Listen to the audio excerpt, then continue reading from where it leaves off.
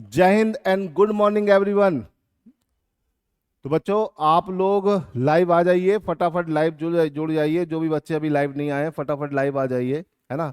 और हम क्लास को शुरू करने जा रहे हैं, ठीक है। आपका एनडीए के लिए जो भी इम्पोर्टेंट चीज़ें हैं उनको हम आज आपके साथ डिस्कस करेंगे। तो जो भी बच्चे अभी लाइव नहीं आए हैं तुरंत लाइव आ जाइए, ओके। टाइम को बिना वेस्ट करे सब लोग आप लाइव आ जाओ। Good morning, good morning Deepanshu, good morning Abhishek, Tomar, Pratibha, good morning Rani, good morning everyone. सब लोग आ जाइए और ज़्यादा से ज़्यादा बच्चों के साथ शेयर कर दीजिए इस लिंक को, ताकि ज़्यादा से ज़्यादा बच्चों हमसे जुड़ सके और अपने एग्ज़ाम की तैयारी को और अच्छे से कर सकें। Okay, good morning. तो बच्चों आज हम बात करेंगे एक बहुत ही इंपॉर्टेंट टॉपिक के बारे में, दैट इज लाइट, ठीक है। ऑप्टिक्स की अगर हम बात करते हैं तो ये चैप्टर जो है बेटा, ये चैप्टर आपके पेपर में, ठीक है, कितने क्वेश्चंस बनाता है बेटा? आपका पेपर में 4 to 6 क्वेश्चन को जनरेट करता है ना। 4 से 6 क्वेश्चन तक आपके पेपर में इस एरिया से जनरेट होते हैं, है ना। 4 to 6 क्वेश्चन याद रखिएगा। 4 से 6 क्वेश्चन जो है इस एरिया से जनरेट होते हैं। नॉर्मली इसमें थ्योरी का पार्ट बेटा ज्यादा है और एमसीक्यूज या बोल सकते हैं न्यूमेरिकल्स का पार्ट थोड़ा सा कम है, बट इसमें कॉन्सेप्ट्स अच्छे खासे बनते हैं। Good morning everyone, good morning. देखिए बेटा, हम आज बात करेंगे एक इंपॉर्टेंट टॉपिक के बारे में जिसका नाम है ऑप्टिक्स। क्या टॉपिक को, लाइट को जानेंगे, इसके बारे में समझेंगे, ठीक है। आपके एनडीए के एग्जाम के लिए ये 6 क्वेश्चन कवर करता है, तो 6 क्वेश्चन के हिसाब से हमें से उतना ही टाइम देना है। देखो हमेशा याद रखिएगा कि जब हम पढ़ाई करते हैं तो हमारे पास सिलेबस बहुत ज़्यादा होता है, तो हमें जो एरिया जितने नंबर्स का आता है उसको उसी नंबर्स के हिसाब से टाइम देने की ज़रूरत होती है, ना कि किसी पर ज़रूरत से ज़्यादा टाइम देने की ज़रूरत है। तो इसीलिए इस चैप्टर को 4 से 6 नंबर के हिसाब से ही हमें वेटेज देना है, इसे ध्यान रखिएगा। पहली चीज़। दूसरी चीज़, जब आप अपने 12th में पढ़ते हो, ओके सार्थक, वेरी गुड मॉर्निंग गरिमा, गुड मॉर्निंग एवरीवन। तो जब आप अपने वो बोल सकते हैं सीबीएसई के लिए जब आपने पढ़ा बेटा, तो वहां पर आपने इसको ऑप्टिक्स को 2 हिस्से में पढ़ा, ray optics and wave optics. लेकिन यहाँ पर हम इसको अलग अलग नहीं, एक ही में पढ़ेंगे और एग्जाम में किस तरह से आपके क्वेश्चन बन जाए हम इस हिसाब से इसको पढ़ेंगे, है ना। लाइट एक बहुत ही इंपॉर्टेंट चैप्टर है और इसको लेकर हमेशा आप कंफ्यूज रहते हैं कि क्या पढ़ें क्या ना पढ़ें, क्योंकि आपने जब वहां पे पढ़ा है अपने बोर्ड्स के लिए तो वहां पे आपने डेरिवेशंस बहुत पढ़े हैं, लेकिन यहाँ पर बेटा डेरिवेशंस नहीं आएंगे। ओके, शाहबाज, हेलो, ममता, गुड मॉर्निंग एवरीवन। ठीक है बेटा, चलो अब पहली चीज ये। दूसरी चीज ये कि बेटा टेलीग्राम चैनल से जरूर जुड़ जाइए, क्योंकि टेलीग्राम चैनल पर आपकी रेगुलर साइंस की, जीके की, इंग्लिश की क्विज होती है ना। आपने कितना भी पढ़ लिया है, अगर आप प्रैक्टिस करना चाहते हो तो टेलीग्राम चैनल पर आपको सारी चीजें मिलेगी, है ना। किसके टेलीग्राम चैनल पर? टारगेट डिफेंस एकेडमी के टेलीग्राम चैनल पर। डिस्क्रिप्शन में उसका लिंक भी दिया हुआ है, आप वहां पर भी हमसे जुड़ सकते हो, इसे याद रखिएगा, है ना। ये ऑफलाइन और ऑनलाइन दोनों बैचेस हमारे पास चल रहे हैं, और ऑनलाइन बैचेस से अगर आप जुड़ना चाहते हैं तब भी आप हमारी ऐप को इंस्टॉल कर सकते हो। टारगेट डिफेंस एकेडमी की ऐप है, उस ऐप पर आपको कोर्सेज मिल जाएंगे, है ना। पूरा एनडीए का कोर्स आपको वहां पर मिल जाएगा, ठीक है। जो भी चीजें हम बता रहे हैं इसको डिटेल में हमने वहां पर बताया हुआ है ना। आवाज स्लो आ रही है बेटा। काजल, क्लासेस वीकली वीकली होगी, वीक में 2 से 3 क्लासेस आपको इस तरह की मिलेगी, 8-8 घंटे की, है ना। 8 घंटे की ये मैराथन है। इसमें स्टार्टिंग में मेरे से हो रही है साइंस से, इसके बाद इंग्लिश होगी, फिर मैथ्स होगी और फिर जीके होगी, है ना। तो इस तरह से पूरा सेगमेंट चलेगा। जिन भी बच्चों को अपनी तैयारी को अच्छा करना है तो वो हमारे चैनल से जुड़ सकते हैं, है ना। और क्लास को लाइक और शेयर जरूर करिए, है ना, ताकि ज्यादा से ज्यादा लोगों तक ये पहुंच जाए, ठीक है। और हमारे मोबाइल ऐप को भी डाउनलोड कर सकते हैं, जिससे आप मोबाइल के थ्रू भी हमारी फ्री क्लासेस को वहां पर देख सकते हो, है ना। जो भी फ्री क्लासेस हैं, कुछ फ्री क्लासेस वहां पर भी पड़ी हुई हैं और हमारा कोर्स भी वहां पे अवेलेबल है। जिन भी बच्चों को एनडीए का फॉर्म भर चुके होंगे आप लोग, है ना, एनडीए का फॉर्म आया हुआ है, आप लोगों ने भर दिया होगा। तो आप फॉर्म अगर भर चुके हो और अब आप से अगर देखा जाए तो आपके पास लगभग 90 दिन के आसपास का टाइम है ना। तो 90 दिन में एग्जाम की तैयारी करनी है तो आप हमसे कनेक्ट हो सकते हो। ठीक है, चलो फिलहाल हम यहाँ पे बात करते हैं अपने चैप्टर के बारे में। चैप्टर का नाम है लाइट, प्रकाश। ठीक है, लाइट क्या होता है, इससे हम चीजों को शुरू करते हैं, है ना। हाँ बेटा, प्रैक्टिस सेशन भी होगा, सब होगा, थोड़ी थ्योरी पढ़ेंगे फिर प्रैक्टिस करेंगे, हर चीज को एकदम डिटेल में समझेंगे, है ना। चलो अब टाइम को बिना वेस्ट करे हुए हम लोग फटाफट शुरू करते हैं। और चैप्टर का नाम क्या है बेटा? चैप्टर का नाम है आपका लाइट। लाइट क्या होता है पहले हम इसको जानेंगे। ठीक है, व्हाट इज लाइट, है ना, प्रकाश क्या है। ठीक है, तो जब आप बात करते हो लाइट की या प्रकाश की, तो light is a form of energy, ये एक ऊर्जा का प्रकार है ना। और लाइट जो है इसकी प्रकृति कैसी होती है, इसका नेचर कैसा होता है? इसका नेचर होता है बेटा डुअल नेचर होता है। कैसा होता है? Dual nature. Okay, good good morning Archana, Anchal, है ना। ठीक है, तो बेटा चलिए आप लोग जुड़ते जाइए और लाइक और शेयर करते रहिए ताकि ज्यादा से ज्यादा लोगों तक पहुंच सके। लाइट की बेटा अगर हम बात करते हैं, लाइट क्या होता है? Light is a form of energy, है ना। कैसा नेचर होता है बेटा इसका? इसका नेचर होता है डुअल नेचर होता है, मतलब ये पार्टिकल फॉर्म में भी चलता है और वेव फॉर्म में भी चलता है। जब पार्टिकल फॉर्म में चलता है तो इसका एक फिनोमिना होता है फोटो इलेक्ट्रिक इफेक्ट का फिनोमिना, और वेव फॉर्म में चलता है तो वेव का नेचर ही अलग होता है। वेव हमारे पास कई तरह की होती है, उसको भी हमें डिस्कस कर लेंगे। ठीक है, चलिए, ठीक, इतनी बात क्लियर है।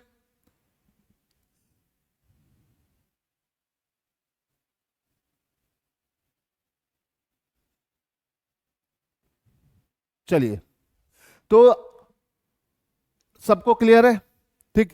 अब बेटा अगर लाइट की अगर हम बात करते हैं तो लाइट का पहला नेचर क्या होता है? लाइट की कुछ प्रॉपर्टीज होती है ना। अब क्वेश्चन ये आता है कि भाई लाइट का डुअल नेचर हम क्यों लेते हैं, है ना। हम तो बचपन से पढ़ते चले हैं लाइट का डुअल नेचर होता है, द्वैत प्रकृति होती है, लेकिन हम ऐसा क्यों लेते हैं? कोई खास वजह, है ना। भाई लाइट पार्टिकल फॉर्म में भी चलता है, वेव फॉर्म में भी चलता है, लेकिन हम इसका डुअल नेचर लेते क्यों है? इसकी लेने की कोई खास वजह है ना। भाई किसी चीज को लेकर आप डबल स्टैंडर्ड है, दिमाग में दो चीजें चल रही हैं, तो क्या अच्छी बात है? बिल्कुल नहीं, है ना। तो अगर हम लाइट की बेटा बात करते हैं तो लाइट का डुअल नेचर लेना हमारी क्या है? मजबूरी है। जब स्टार्टिंग के जो साइंटिस्ट आए उन्होंने लाइट को पार्टिकल फॉर्म में डिस्क्राइब किया, लेटर ऑन बाकी बाद के जो साइंटिस्ट हैं उन्होंने इसको वेव फॉर्म में डिस्क्राइब किया। तो इस तरह से क्या हुआ, लाइट का पार्टिकल और वेव दोनों नेचर हमेशा हमारे सामने रहा। अब लाइट की बहुत सारी प्रॉपर्टीज होती है। अगर हम लाइट की प्रॉपर्टीज को देखें तो इसमें मेजर प्रॉपर्टी है reflection, refraction, interference, diffraction, polarisation and rectilinear propagation. ये लाइट की मेजर प्रॉपर्टीज है। अब अगर हम लाइट की इन सारी प्रॉपर्टीज को, ठीक है, लाइट को पार्टिकल मान के प्रूव करते हैं तो ऑलमोस्ट सब हो जाती है। क्या नहीं हो पाती बेटा? पोलराइजेशन, है ना। अगर हम लाइट को पार्टिकल मानेंगे तो हम लाइट को पोलराइज नहीं कर सकते, पार्टिकल को पोलराइज नहीं किया जा सकता है। पोलराइजेशन तो भैया मल्टीपल प्लेन के लिए होता है और पार्टिकल तो सिंगल प्लेन में ही चलता है, हम मानते हैं, तो यहाँ पे पोलराइजेशन नहीं प्रूव हो पाता है ना। अगर हम लाइट को बेटा वेव मान के चलते हैं तो हम सारी चीजों को प्रूव कर लेते हैं। हम क्या नहीं प्रूव कर पाते? रेक्टिलिनियर प्रोपोगेशन, है ना। रेक्टिलिनियर प्रोपोगेशन मतलब स्ट्रेट लाइन में चलना लाइट का। तो इसी वजह से अगर देखा जाए तो अगर आप लाइट को पार्टिकल मानोगे तो सब कुछ प्रूव हो जाता है, पोलराइजेशन नहीं प्रूव हो पाता है।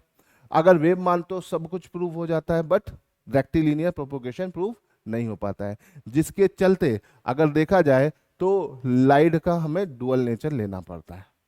ठीक है, अब क्वेश्चन यहां से कैसा बन सकता है? अगर हम लाइट को पार्टिकल मानेंगे तो बेटा क्या नहीं प्रूव हो पाएगा? पोलराइजेशन। ओके, लाइट को अगर हम वेव मानेंगे तो क्या नहीं प्रूव हो पाएगा? That is rectilinear propagation. I hope कि आपको बात समझ में आ रही होगी। जय हिंद आयुष, जय हिंद अभय जी। बेटा फिजिक्स की पहला टॉपिक हमने लिया है, ऑप्टिक्स से सबसे आसान टॉपिक है और आपका फ्री के नंबर यहाँ पे आपके बन जाते हैं। बस आपको क्या करना है? आपको ध्यान देना है ना। ठीक है, चलिए, ये इतनी बात क्लियर है।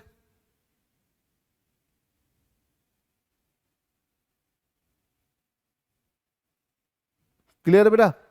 जय हिंद सागर, जय हिंद एवरीवन। ठीक है बेटा, सब लोग जुड़ते जाओ और लाइक और शेयर करते रहिए ना सेशन को। ठीक है, चलो हाँ बेटा चलो भैया सबको एक साथ ही जय हिंद बोल दिया। आप जय हिंद बोलने का ठीक है, आप बोलते रहिए, लेकिन मैंने आपको बोल दिया सर। बेटा बैच ऑलरेडी स्टार्ट है ना गरिमा? बैच स्टार्ट है, ऑफलाइन ऑनलाइन दोनों बैचेस स्टार्ट है।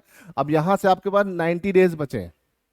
आज 12 तारीख है और 14 सितंबर को आपका पेपर है, तो उस हिसाब से आपका मोटे मोटे 90 दिन बचे हैं। तो 90 दिन में अगर आप तैयारी आराम से कर सकते हो, अगर आपने 11 12 अच्छे से पढ़ रखा है तो आपकी तैयारी आराम से हो जाएगी। आप पहले अटेम्प्ट में ही एनडीए निकाल सकते हो, है ना? ये सब डिपेंड करता है कि आपने 11 12 कैसा पढ़ा है, याद रखिएगा।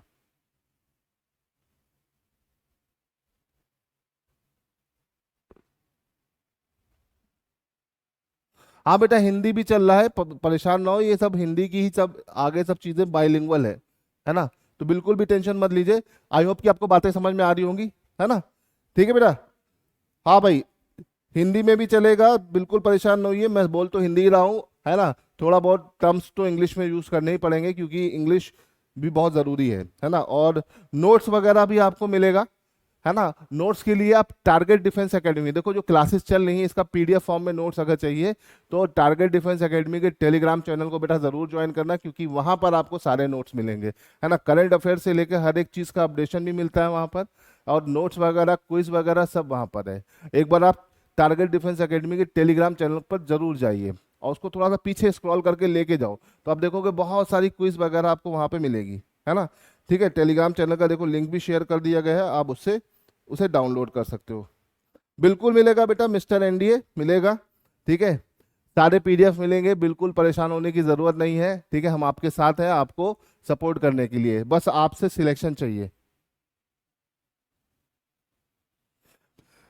बेटा क्लास जब भी देखो, सैटरडे को तो 10 से 6 है, आज भी 10 से 6 है ना? इस तरह से हम आपको रेगुलर, ठीक है, तुम्हारा सपोर्ट मिलता रहेगा, तो ये क्लासेस इसी तरह से बेटा मिलती रहेंगी आपको, है ना? हमको क्या करना है, हमको कम से कम 1000 बच्चों को इसी तरह से पढ़ाना है लाइव, तो हमें बच्चे चाहिए ताकि हम ज़्यादा से ज़्यादा सिलेक्शन करा सकें। तो बेटा आप लाइव क्लास अगर इस तरह से चाहते हो तो और बच्चे जुड़ने चाहिए इस क्लास में, तभी हमें मजा आएगा, है ना? बेटा लाइव क्लास अभी चालू हुई है, बिल्कुल भी टेंशन मत लो, है ना? 88 लोग, अभी सिर्फ 88 बच्चे ही आए हैं, और एटलीस्ट इस तरह की क्लास के लिए 200 बच्चे तो होने ही चाहिए, तो इस आंकड़े को 100 तो अभी पार करवाना है आपको, है ना? चलो, और सेशन को लाइक और शेयर करते रहिएगा ताकि ज्यादा से ज्यादा बच्चों को इसका फायदा मिले, ठीक है? अभी तक हमने बात कर लिया बेटा क्या, लाइट की प्रॉपर्टीज डुअल नेचर, हमने प्रकाश की द्वैत पद्धति क्यों ले रखी है, क्योंकि ध्रुवीकरण पार्टिकल मान के प्रकाश को कण मान के नहीं प्रूव हो सकता है, और अगर हम लाइट को वेव मानते हैं तो रेक्टिलिनियर प्रोपोगेशन प्रूव नहीं हो सकता है, ठीक है? चलो आगे बढ़ते हैं। Photo electric effect, photo electric effect क्या होता है? फोटो इलेक्ट्रिक इफेक्ट की बेटा जब हम बात करते हैं, है ना, तो फोटो इलेक्ट्रिक इफेक्ट में हम ये मानते हैं कि लाइट की जो पार्टिकल्स होते हैं वो छोटे छोटे एनर्जी पैकेट्स के फॉर्म में होते हैं, जिसे बेटा हम क्या बोल देते हैं, जिसे हम बोलते हैं फोटोन। क्या बोल देते हैं? फोटोन। मान लेते हैं फोटोन की एनर्जी कितनी है? ईपी। ईपी मतलब फोटोन की एनर्जी। अब जब ये लाइट किसी सरफेस पे गिरती है ना, किसी भी सतह पे गिरती है, तो सतह की ऊर्जा या एनर्जी क्या मान लेते हैं बेटा? ईएस। और अगर EP is greater than ES, ठीक है, तो सरफेस से क्या रिलीज होने लगता है बेटा? इलेक्ट्रॉन्स का एमिशन होने लगता है। और यही पूरा फिनोमिना क्या कहलाता है बेटा? Photo electric effect. क्या कहलाता है बेटा? Photo electric effect. Photo electric effect किसने दिया था? ये देखो चाचा बने हुए हैं, इन चाचा को पहचानते हो? इनका नाम बताओ जल्दी से, जल्दी से कमेंट में इसका नाम बताइए, ये किसकी फोटो है? इन्होंने ही फोटो इलेक्ट्रिक इफेक्ट दिया हुआ है ना? Yes, this is the first class of physics, है ना?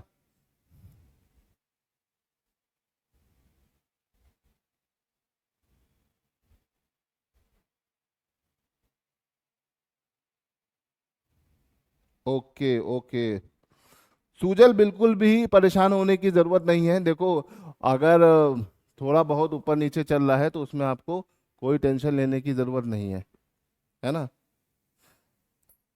ठीक। एल्बर्ट आइंस्टीन एकदम सही। न्यूटन नहीं है बेटा Pratibha, it is Einstein, Albert Einstein. Albert Einstein ने फोटो इलेक्ट्रिक इफेक्ट को अपनी क्वांटम फिजिक्स की थ्योरी से प्रूव किया था।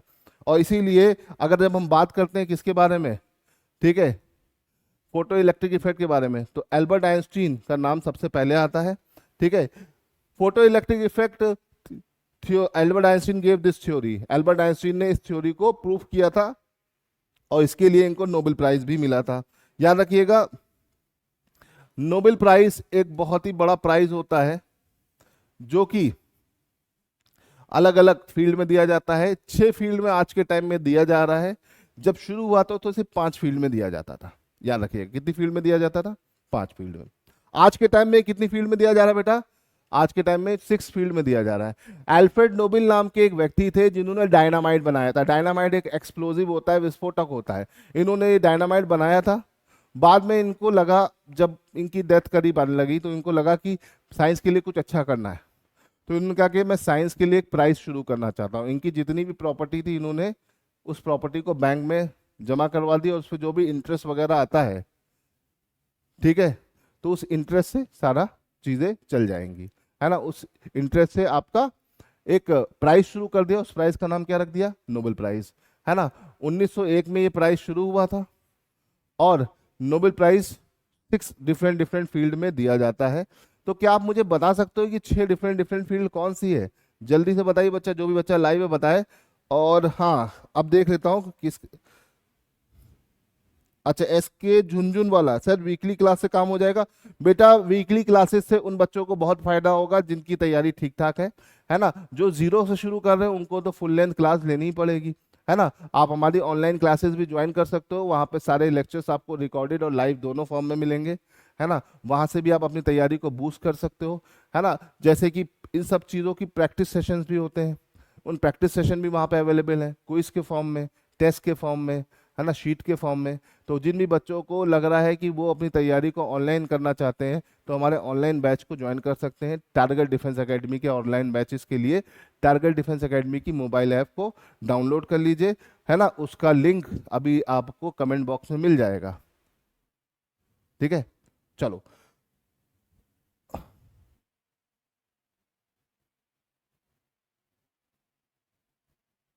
बेटा, एनडीए की Radha Rani, NDA, CDS, AFCAT, defence से रिलेटेड जो भी ऑफिसर बनाने के एग्जाम्स होते हैं, ऑफिसर लेवल के एग्जाम होते हैं, उनकी तैयारी हम कराते हैं, ठीक है। चलो देखो बच्चों का मैसेज आने लगा है।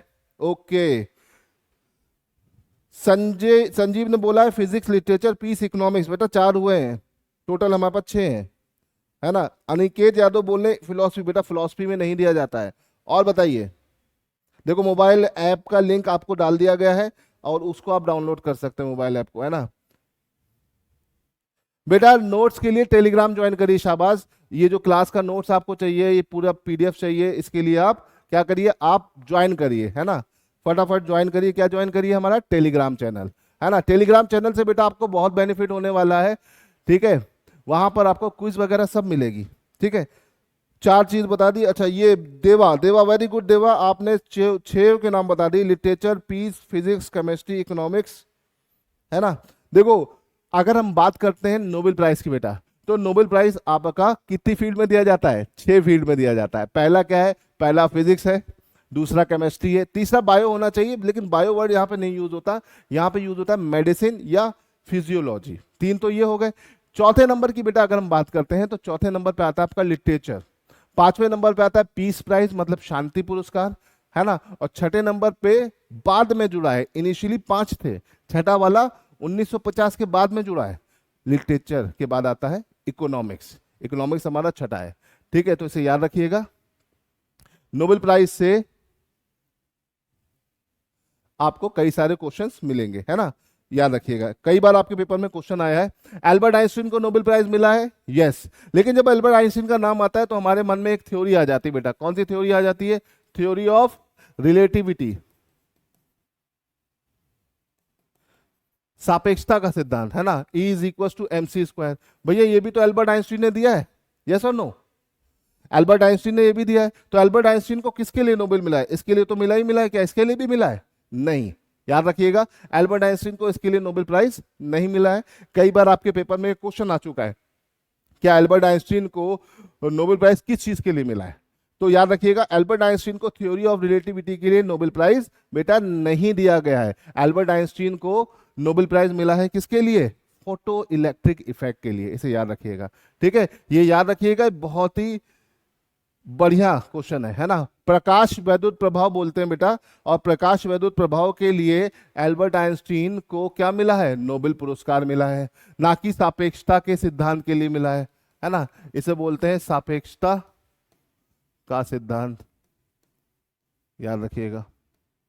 क्लियर है? तो आपको चीजें बेटा क्लियर रखनी है, जितना आप इसे क्लियर रखोगे आपको उतना फायदा मिलेगा। ठीक है, समझ गए?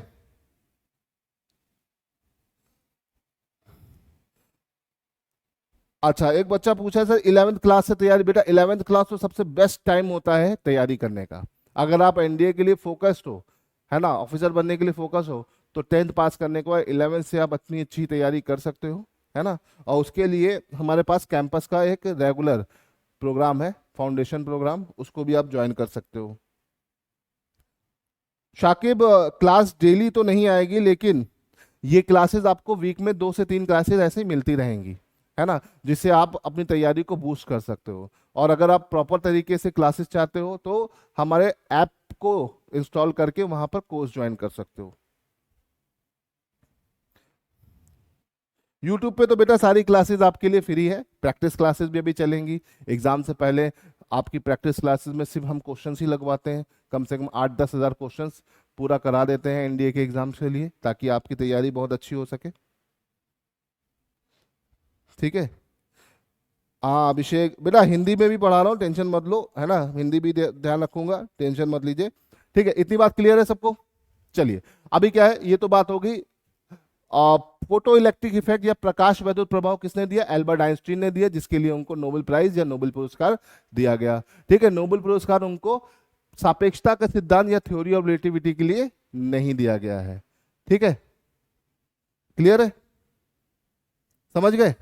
चलो अब यहां से आगे बढ़ते हैं और थोड़ा सा कुछ और चीजों को भी देख लेते हैं, ताकि आपको और चीजें क्लियर हो जाए। ये तो समझ में आ गया what is photo electric effect. अब बात करते हैं लाइट। तो लाइट का वेव नेचर के बारे में बात करते हैं, है ना। जब हम लाइट की बात करते हैं, light is a form of wave, है ना। वेव, वेव क्या होती है? वेव एक तरह का डिस्टरबेंस या एक विक्षोभ होती है ना। अगर हम बात करते हैं प्रकाश, तो प्रकाश की अगर हम बेटा बात करें, तो प्रकाश क्या है? प्रकाश एक प्रकार का तरंग भी है, और ये तरंग को हम क्या बोलते हैं, कैसे डिफाइन करते हैं? डिस्टरबेंस से। क्या? डिस्टरबेंस या विक्षोभ। तो प्रकाश एक प्रकार का क्या होता है बेटा? विक्षोभ होता है। ठीक है बेटा, मैथ की क्लास आपकी होगी, है ना प्रियांशु, और मैथ की क्लास होगी आपकी 2 से 4 के बीच में। ठीक है, ठीक सर, आपको 2 से 4 पे कराएंगे। अंतिम वाला बेटा, एसएसबी से डरिए मत।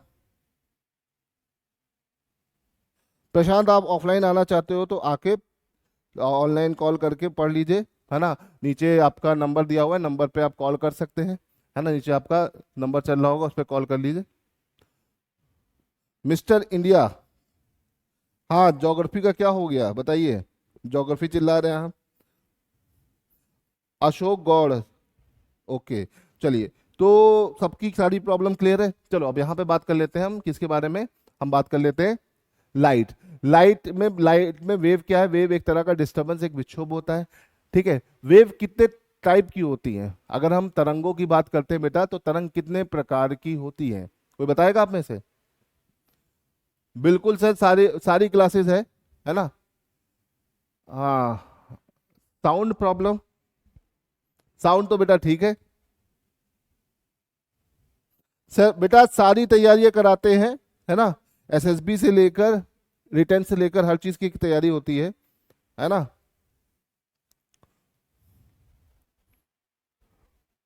देखो बेटा, अगर तुम एनडीए की तैयारी कर रहे हो तो थोड़ा सा दिमाग लगा के काम करो। हिस्ट्री बेटा 10 क्वेश्चन है, और हिस्ट्री का सिलेबस बहुत बड़ा है। मैंने नॉर्मली बच्चों को वो देखा है करते हुए कि वो हिस्ट्री के चक्कर में अपने बाकी सब्जेक्ट खराब कर लेते हैं। अगर आपको एनडीए में नंबर स्कोर करने हैं तो प्राइमरी सब्जेक्ट होता है मैथ्स, इंग्लिश, साइंस। ये आपके प्राइमरी सब्जेक्ट है, इनसे आप आराम से पास हो जाओगे। फिर इसके अलावा कुछ एक्स्ट्रा करना है तो ज्योग्राफी और पॉलिटी और करंट अफेयर। हिस्ट्री एक ऐसा एरिया है जिसमें आपको बहुत डिटेल में जाना पड़ता है बेटा, तो हिस्ट्री के चक्कर में अगर आप नहीं पढ़ेंगे ना तो आप ज्यादा फायदे में रहोगे, याद रखिएगा। हिस्ट्री से थोड़ा सा दूर रहिए। एनडीए के लिए बोल रहा हूँ, सीडीएस वालों के लिए नहीं बोल रहा हूँ। सीडीएस वालों को तो हिस्ट्री पढ़ेंगे तो फायदे में रहेंगे। एनडीए वाले अगर हिस्ट्री नहीं पढ़ते हैं या थोड़ा सा स्किप कर देते हैं या कुछ ही पार्ट पर फोकस करते हो, जैसे मॉडर्न हिस्ट्री पर, तो आप बहुत फायदे में रहते हो।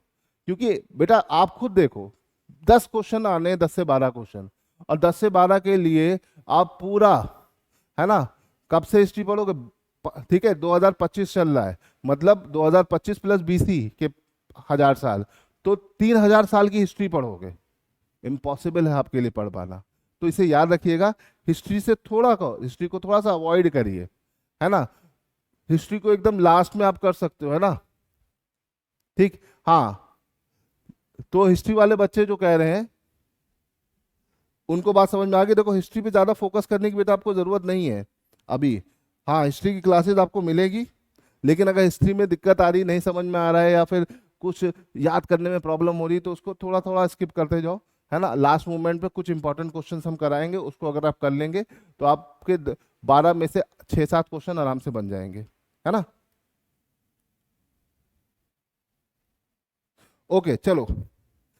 हाँ, तो मैंने पूछा क्वेश्चन कि वेव कितनी तरह की होती है, तो कोई बच्चे बता रहे सर 2 तरह की होती है, कुछ कह रहे हैं 3 तरह की होती है। सबके अपने अपने यहाँ पर क्वेश्चन है ना। देखिए, अगर हम वेव की बात करते हैं, है ना, तो वेव हमारे पास, इसको हम कई तरीके से डिवाइड कर सकते हैं, है ना। हम इसको माध्यम या मीडियम के आधार पर भी विभाजित कर सकते हैं, है ना। माध्यम के आधार पर भी इसे विभाजित करते हैं। साथ ही साथ इसको प्रोपोगेशन या इसके डायरेक्शन के हिसाब से भी डिवाइड करते हैं, और इसको इसकी एनर्जी या ऊर्जा के हिसाब से भी विभाजित कर सकते हैं। तो वेव को क्लासिफाई करने के बेटा हमारे पास कई सारे तरीके हैं, है ना। तो एग्जाम में आपका क्या आता है? एग्जाम में ये 2 तरीके आते हैं। एनर्जी से, वो वेव जिसकी एनर्जी कांस्टेंट है और जिसकी वेरिएबल है, वो होता है ना। तो स्टेशनरी और प्रोग्रेसिव वेव आ जाती है। इसको हम छोड़ देते हैं, इसको हम साउंड में अच्छे से पढ़ लेंगे, है ना। हमारा यहाँ पे मेन फोकस किस पे है? वेव के मीडियम के हिसाब से क्लासिफिकेशन पर, माध्यम के आधार पर, और इसके दिशा के आधार पर, प्रोपोगेशन के आधार पर। अगर हम मीडियम के अकॉर्डिंग बोलते हैं, है ना, वेव को किसके आधार पर? मीडियम के अकॉर्डिंग। तो मीडियम के अकॉर्डिंग हमारे पास, या माध्यम के आधार पर 2 होती हैं। एक जो माध्यम पे निर्भर करती है, डिपेंड करती है, और दूसरा जो निर्भर माध्यम पर नहीं करती है। वो तरंगे जो मीडियम या माध्यम पे डिपेंड करती हैं,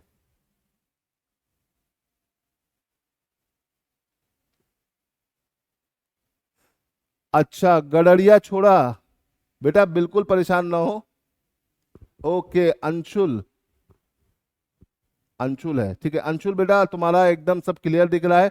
देखो, तुम्हारी ही बात पर मैंने यहाँ पर इसको हिंदी में भी लिख दिया है, ताकि तुम्हारे दुख दर्द भी दूर हो जाए, ठीक है। हाँ बेटा, देखो, अगर हम बात करते हैं वेव को अगर मीडियम के अकॉर्डिंग डिवाइड करते हैं, तो हमारे पास 2 तरह की होती है ना। एक जो मीडियम या माध्यम पे निर्भर करती है। अब देखो, एक क्वेश्चन ये भी आता है बेटा, माध्यम में होता क्या है, मीडियम में क्या चीज आती है ना। अगर हम मीडियम को डिफाइन करेंगे तो मीडियम में क्या है, तो माध्यम में देखो आपका एक चीज आती है डेंसिटी, है ना, एक आती है डेंसिटी।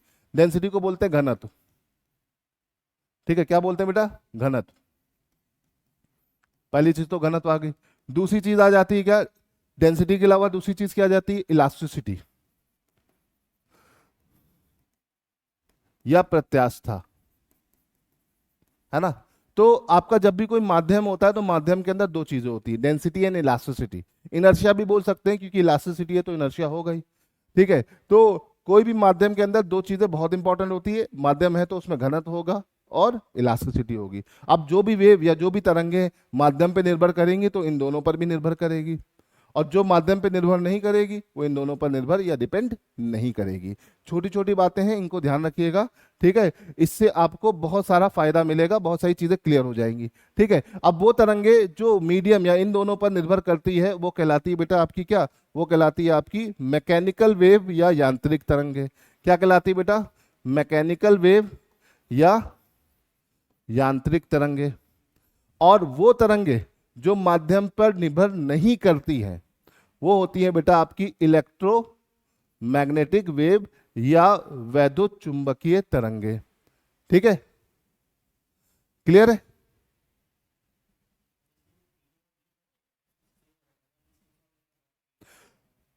हाँ, समझ में आ गई बात? ठीक है बेटा। तो वो तरंगे जो माध्यम पे निर्भर करती है वो होती है यांत्रिक तरंगे, जो माध्यम पे निर्भर नहीं करती है वो होती है वैद्युत चुंबकीय तरंगे, इलेक्ट्रोमैग्नेटिक वेव। तो इस तरह से अगर देखा जाए तो वेव हमारे पास बेटा कितनी तरह की हो गई? मीडियम के अकॉर्डिंग दो तरह की होगी। अब अगर मैकेनिकल वेव या यांत्रिक तरंगों की बात करते हैं तो इसका सिंपल सा एग्जांपल है बेटा आपके पास साउंड। और इलेक्ट्रोमैग्नेटिक वेव की बात करते हैं तो उसका आंसर है लाइट। क्लियर है? समझ में आ गई बात? एकदम क्लियर हो गई होगी। फिर अगर हम प्रोपोगेशन, ठीक है, इतनी बात समझ में आ गई तो मैं इसको हटा देता हूं, है ना। अब अगर हम प्रोपोगेशन की बात करते हैं, प्रोपोगेशन बेटा किसकी बात करते हैं? प्रोपोगेशन मतलब दिशा के आधार पर। तो यहां पर हमारे पास दो तरह की वेव है, लॉन्गिट्यूडनल और दूसरी होती बेटा आपकी ट्रांसवर्स वेव। ठीक है, अनुदैर्घ्य और अनुप्रस्थ तरंगे। ठीक है, लॉन्गिट्यूडनल वेव की अगर हम बात करें तो लॉन्गिट्यूडनल वेव में क्या होता है, जो वेव का प्रोपोगेशन होता है, चलने की दिशा होती है, और जो उसका ऑक्सीलेशन होता है वो, है ना, वेव का जो डायरेक्शन होता है मोशन का और जो उसका ऑक्सीलेशन होता है, इनके बीच का एंगल बेटा होता है 0 डिग्री। ये एक दूसरे के पैरेलल या एंटी पैरेलल होते हैं, है ना। ये वेव कुछ इस तरह से चलती है ना।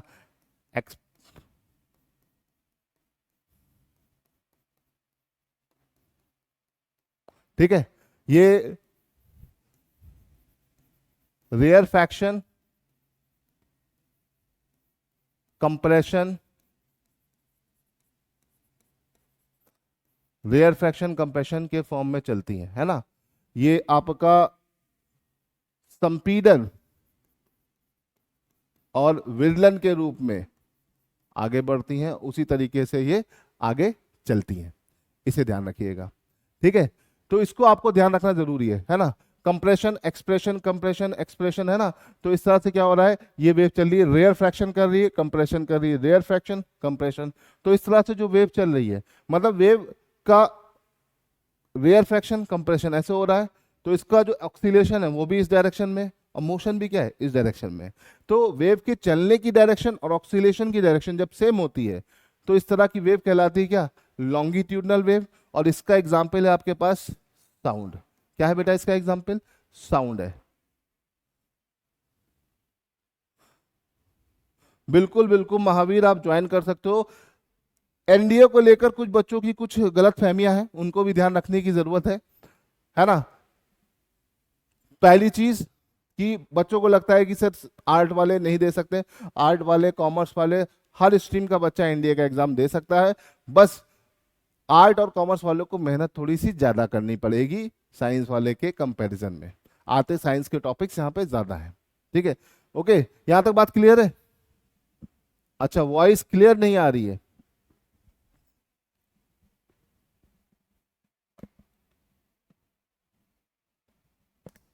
हाँ भाई, सबको आवाज क्लियर आ रही है?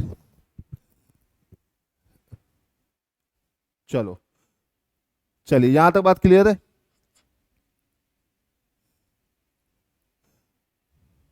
बेटा प्रोपोगेशन मतलब चलने के आधार पर, है ना, माध्यम में ये किस तरह से ये मूव कर रही है, मीडियम में ये किस तरह से आगे बढ़ रही है, उसके बेस पर हम वेव्स को दो तरीके से बांट बांट सकते हैं। एक होती है लॉन्गिट्यूडनल वेव, दूसरी होती है ट्रांसवर्स वेव।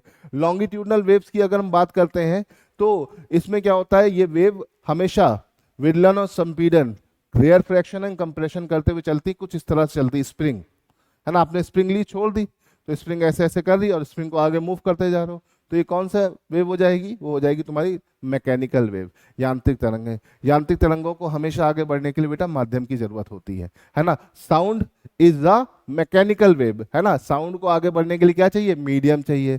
चाहिए कि नहीं चाहिए? आप चांद पे जाकर विस्फोट कर दो, ठीक है, आवाज सुनाई देगी नहीं, क्योंकि वहां मीडियम नहीं होता है। इसी तरह से अगर तुम देखो, ठीक, वो तरंगे जो माध्यम पे डिपेंड नहीं करती है वो कौन सी होती है? Electromagnetic wave. जैसे लाइट है ना, लाइट देखो कहीं से भी आएगी, आपको दिखाई स्पेस में भी लाइट दिख जाती है आपको। क्यों? क्योंकि लाइट को आगे बढ़ने के लिए बेटा मीडियम नहीं चाहिए। ठीक है, साउंड को आगे बढ़ने के लिए मीडियम चाहिए। ठीक, उसी तरह से अगर हम यहाँ पे बात करते हैं प्रोपोगेशन के अकॉर्डिंग, तो लॉन्गिट्यूडनल और ट्रांसवर्स वेव। लॉन्गिट्यूडनल की अगर हम बात करते हैं तो वेव का ऑक्सीलेशन और मोशन एक ही दिशा में होता है, तो वो लॉन्गिट्यूडनल वेव होती है। वो वेव जिसका ऑक्सीलेशन और मोशन के बीच का एंगल क्या हो? 90 डिग्री, है ना। वेव ऐसे ऐसे चल रही है ऊपर नीचे, है ना, ऑक्सीलेट ऐसे कर रही है और बढ़ ऐसे रही है, तो ये वेव क्या होती है? ये होती है तुम्हारी ट्रांसवर्स वेव। वो वेव जिसमें उनका डायरेक्शन, दिशा और ऑक्सीलेशन, ऑक्सीलेशन मतलब कंपन के बीच का कोण कितना हो बेटा? 90 डिग्री हो, तो इस तरह की तरंगों को क्या बोलते हैं? इस तरह की तरंगों को बोलते हैं ट्रांसवर्स वेव या अनुप्रस्थ तरंगे। इसका सीधा सा एग्जाम्पल है प्रकाश, लाइट। बात क्लियर है? इतनी बात समझ में आ गई?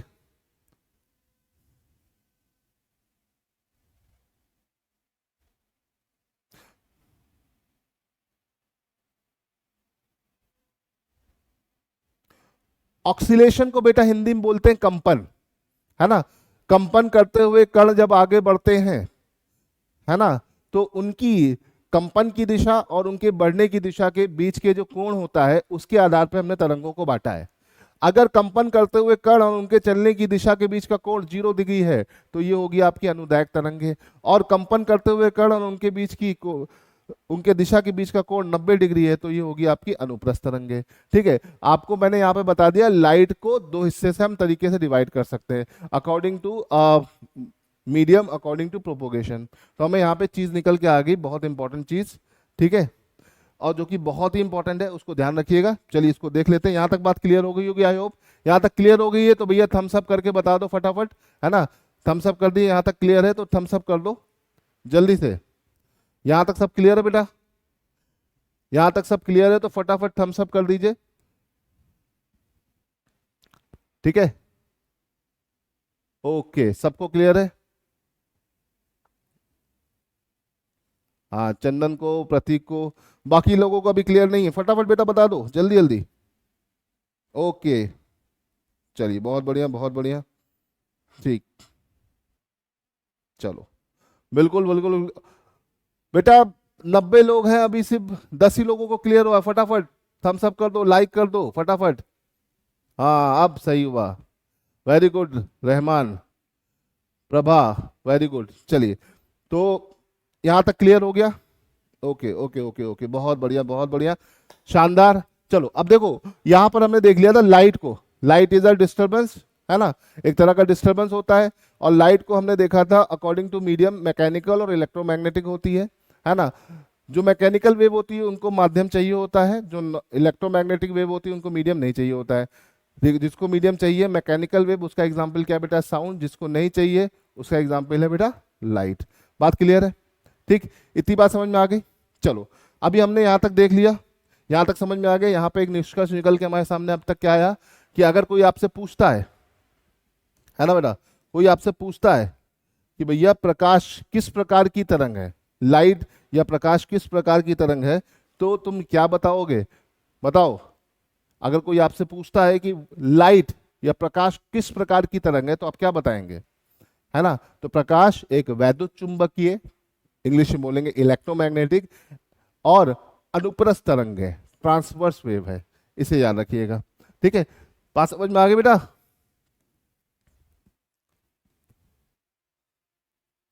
बात समझ में आ गई? बिल्कुल बिल्कुल बिल्कुल, वेरी गुड।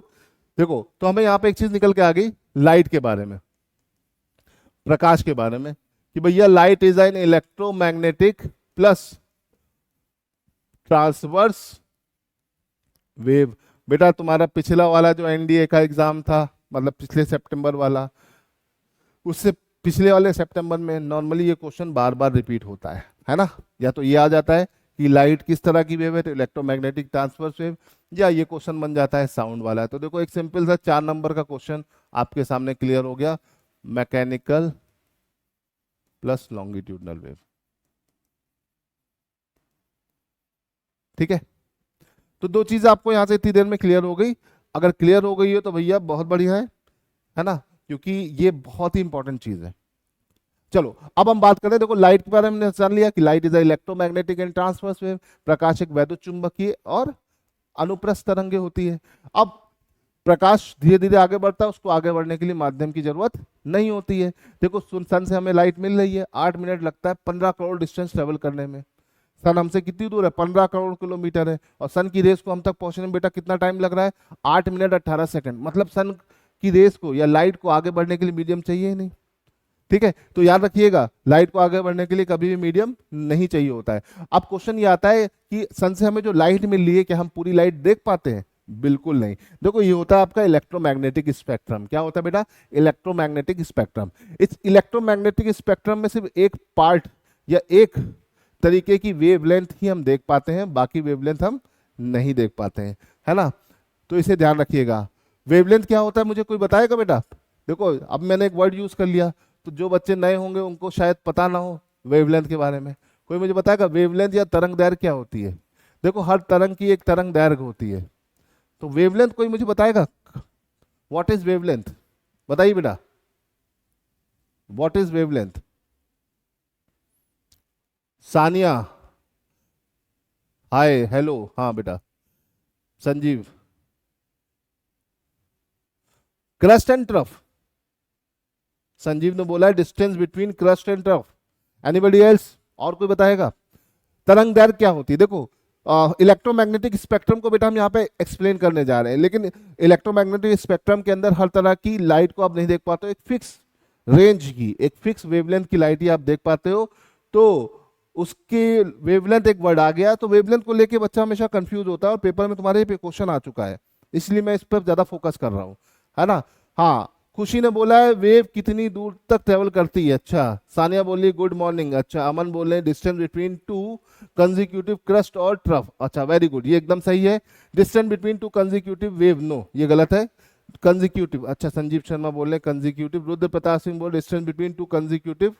अच्छा, रॉकर तिवारी, रॉकर तिवारी बोल रहे हैं distance between crust and trough, rate of collusion बहुत ज्यादा।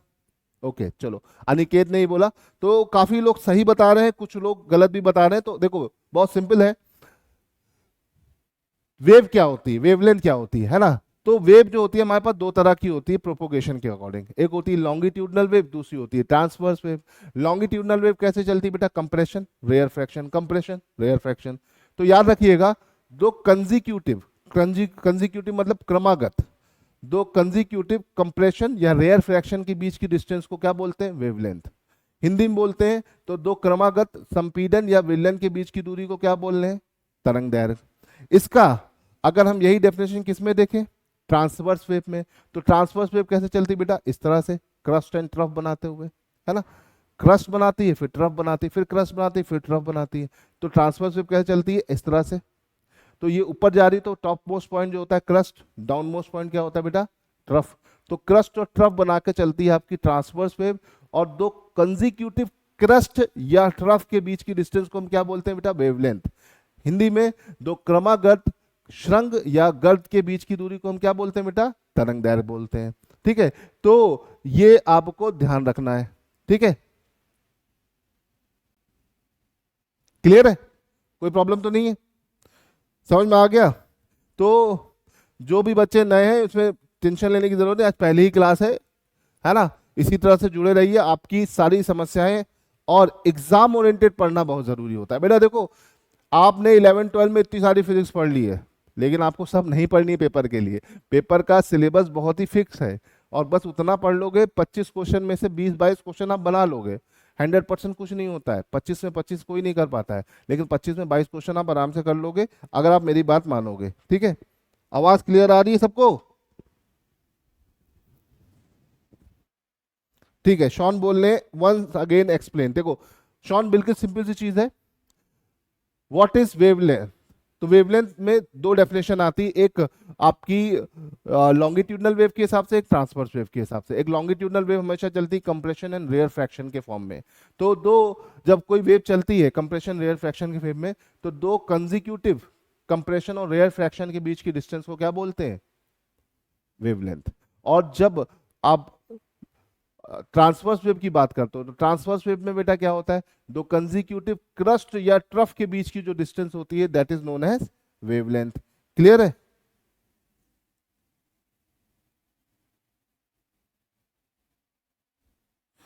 बेटा देखो, सक्सेस रेट आपका ऑनलाइन ऑफलाइन में कोई कुछ नहीं बता सकता, ये डिपेंड करता है आपके ऊपर कि आप किस तरीके से, किस जुनून के साथ पढ़ाई कर रहे हो, है ना।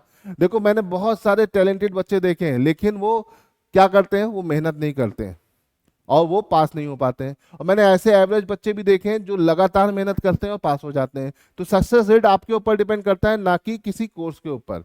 ठीक है, कोर्स में तो टीचर उतना ही पढ़ाएगा जितना ऑनलाइन ऑफलाइन पढ़ा रहा है, आपको वही मिलेगा। आपको कोई डाउट है, देखो ऑनलाइन में एक दिक्कत ये आती है कि डाउट क्लियरिंग सेशंस आपके बहुत अच्छे नहीं हो पाते। आपके डाउट्स के लिए आपको रेगुलर टीचर से कांटेक्ट करना पड़ेगा। और ऑफलाइन में क्या होता है? आप 1-to-1 टीचर से इंटरेक्ट करते हैं, बस यही एक अंतर आ जाता है ऑफलाइन और ऑनलाइन में। ठीक है, डेडिकेशन का। ठीक है, ठीक है, चलो अभी क्या, आई होप कि आपको ये समझ में आ गया होगा। चलिए हम यहाँ से आगे बढ़ते हैं। सेशंस को लाइक और शेयर करते रहिए बेटा। ठीक है, हमने यहाँ पे बात कर ली आप वेवलेंथ क्या होता है, वेवलेंथ क्लियर है। तो लाइट की हर तरह की वेव को आप नहीं देख पाते, हर वेवलेंथ की लाइट को आप नहीं देख पाते हो, आप सिर्फ एक फिक्स लाइट को ही देख पाते हो, डेट इज विजिबल लाइट या दृश्य प्रकाश, है ना। विजिबल लाइट या दृश्य प्रकाश जो होता है वो होता है 400 से 800 नैनोमीटर या 400 से 790 नैनोमीटर के बीच में होता है, इसे याद रखिएगा। इसको एंगस्ट्रॉम में लोगे तो 4000 एंगस्ट्रॉम से 8000 एंगस्ट्रॉम भी होता है। ठीक है, इसको अगर मीटर में लोगे तो 4 × 10⁻⁷ मीटर से 8 × 10⁻⁷ मीटर होता है। ये क्या है? दृश्य प्रकाश का परास है ना। रेंज ऑफ विजिबल लाइट, तो रेंज ऑफ विजिबल लाइट जो होती है बेटा आपके सामने यहाँ पर आपको दिखाई दे रही है, आप इसे समझ सकते हो, जान सकते हो। क्लियर है? कोई दिक्कत तो नहीं है? ठीक है, अब आप हर तरह की लाइट नहीं देख पाते, आप सिर्फ विजिबल लाइट देख पाते हो, जिसमें आपकी लाइट फॉल करती है कौन सी?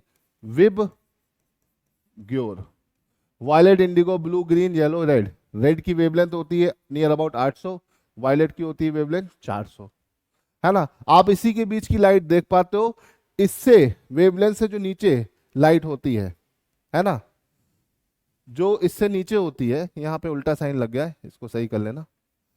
वो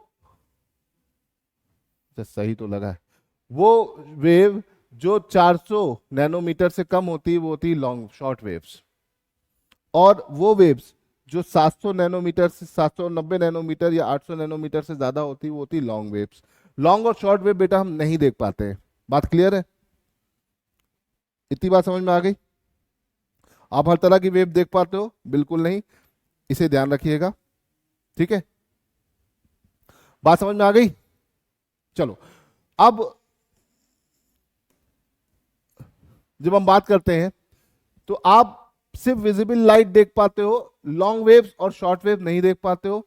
बेटा जब हम लॉन्ग वेव की बात करते हैं तो लॉन्ग वेव में क्या क्या एग्जाम्पल आते हैं? एक आता है आपका रेडियो वेव, दूसरी होती माइक्रोवेव, तीसरी होती इंफ्रारेड। ये लॉन्ग वेव्स के एग्जाम्पल है।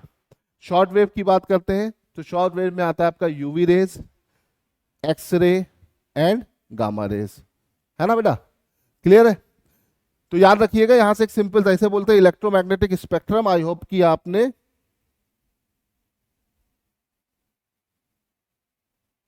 आपको समझ में आ गया होगा। ठीक है, क्लियर है?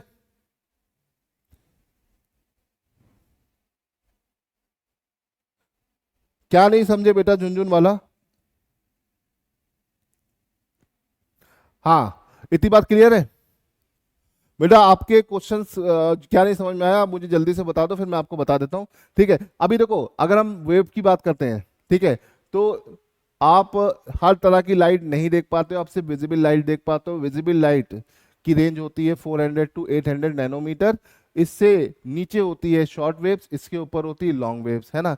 यहाँ पर थोड़ा सा इसको करेक्ट कर लीजिएगा, ये जो है ये गलत लिखा है, ये 400 होगा। ठीक है, क्लियर है। अब देखो लॉन्ग वेव्स के एग्जांपल क्या है, radio, micro, infrared. Short waves की क्या है, यूवी, एक्सरे, गामा रेज। अब सिंपल सी क्वेश्चन आता है, विच of the following is not a short wave, इनमें से कौन सी लघु तरंगे नहीं है। तो आपको चार ऑप्शन देगा, यूवी, एक्सरे, गामा की इंफ्रारेड। तो क्या नहीं होगी बेटा, इंफ्रारेड। बोलेगा इसमें से कौन सी लॉन्ग वेव नहीं है, रेडियो, माइक्रो, इंफ्रारेड की यूवी रेज, तो ये यूवी रेज हो जाएगी। ठीक है, तो इसे याद रखिएगा, जितना आप इसे याद रखेंगे आपको उतना क्लियर चीजें हो जाएंगी।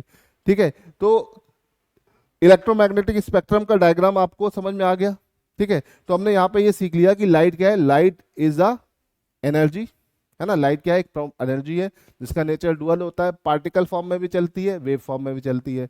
पार्टिकल फॉर्म में इसका फोटो इलेक्ट्रिक इफेक्ट होता है, वेव फॉर्म में अगर देखा जाए तो लाइट इलेक्ट्रोमैग्नेटिक ट्रांसवर्स वेव होती है। क्या आप हर तरह की लाइट देख पाते हो बेटा, नहीं, आप सिर्फ विजिबल लाइट देख पाते हो जिसकी वेवलेंथ कितनी होती है, 400 से 800 नैनोमीटर।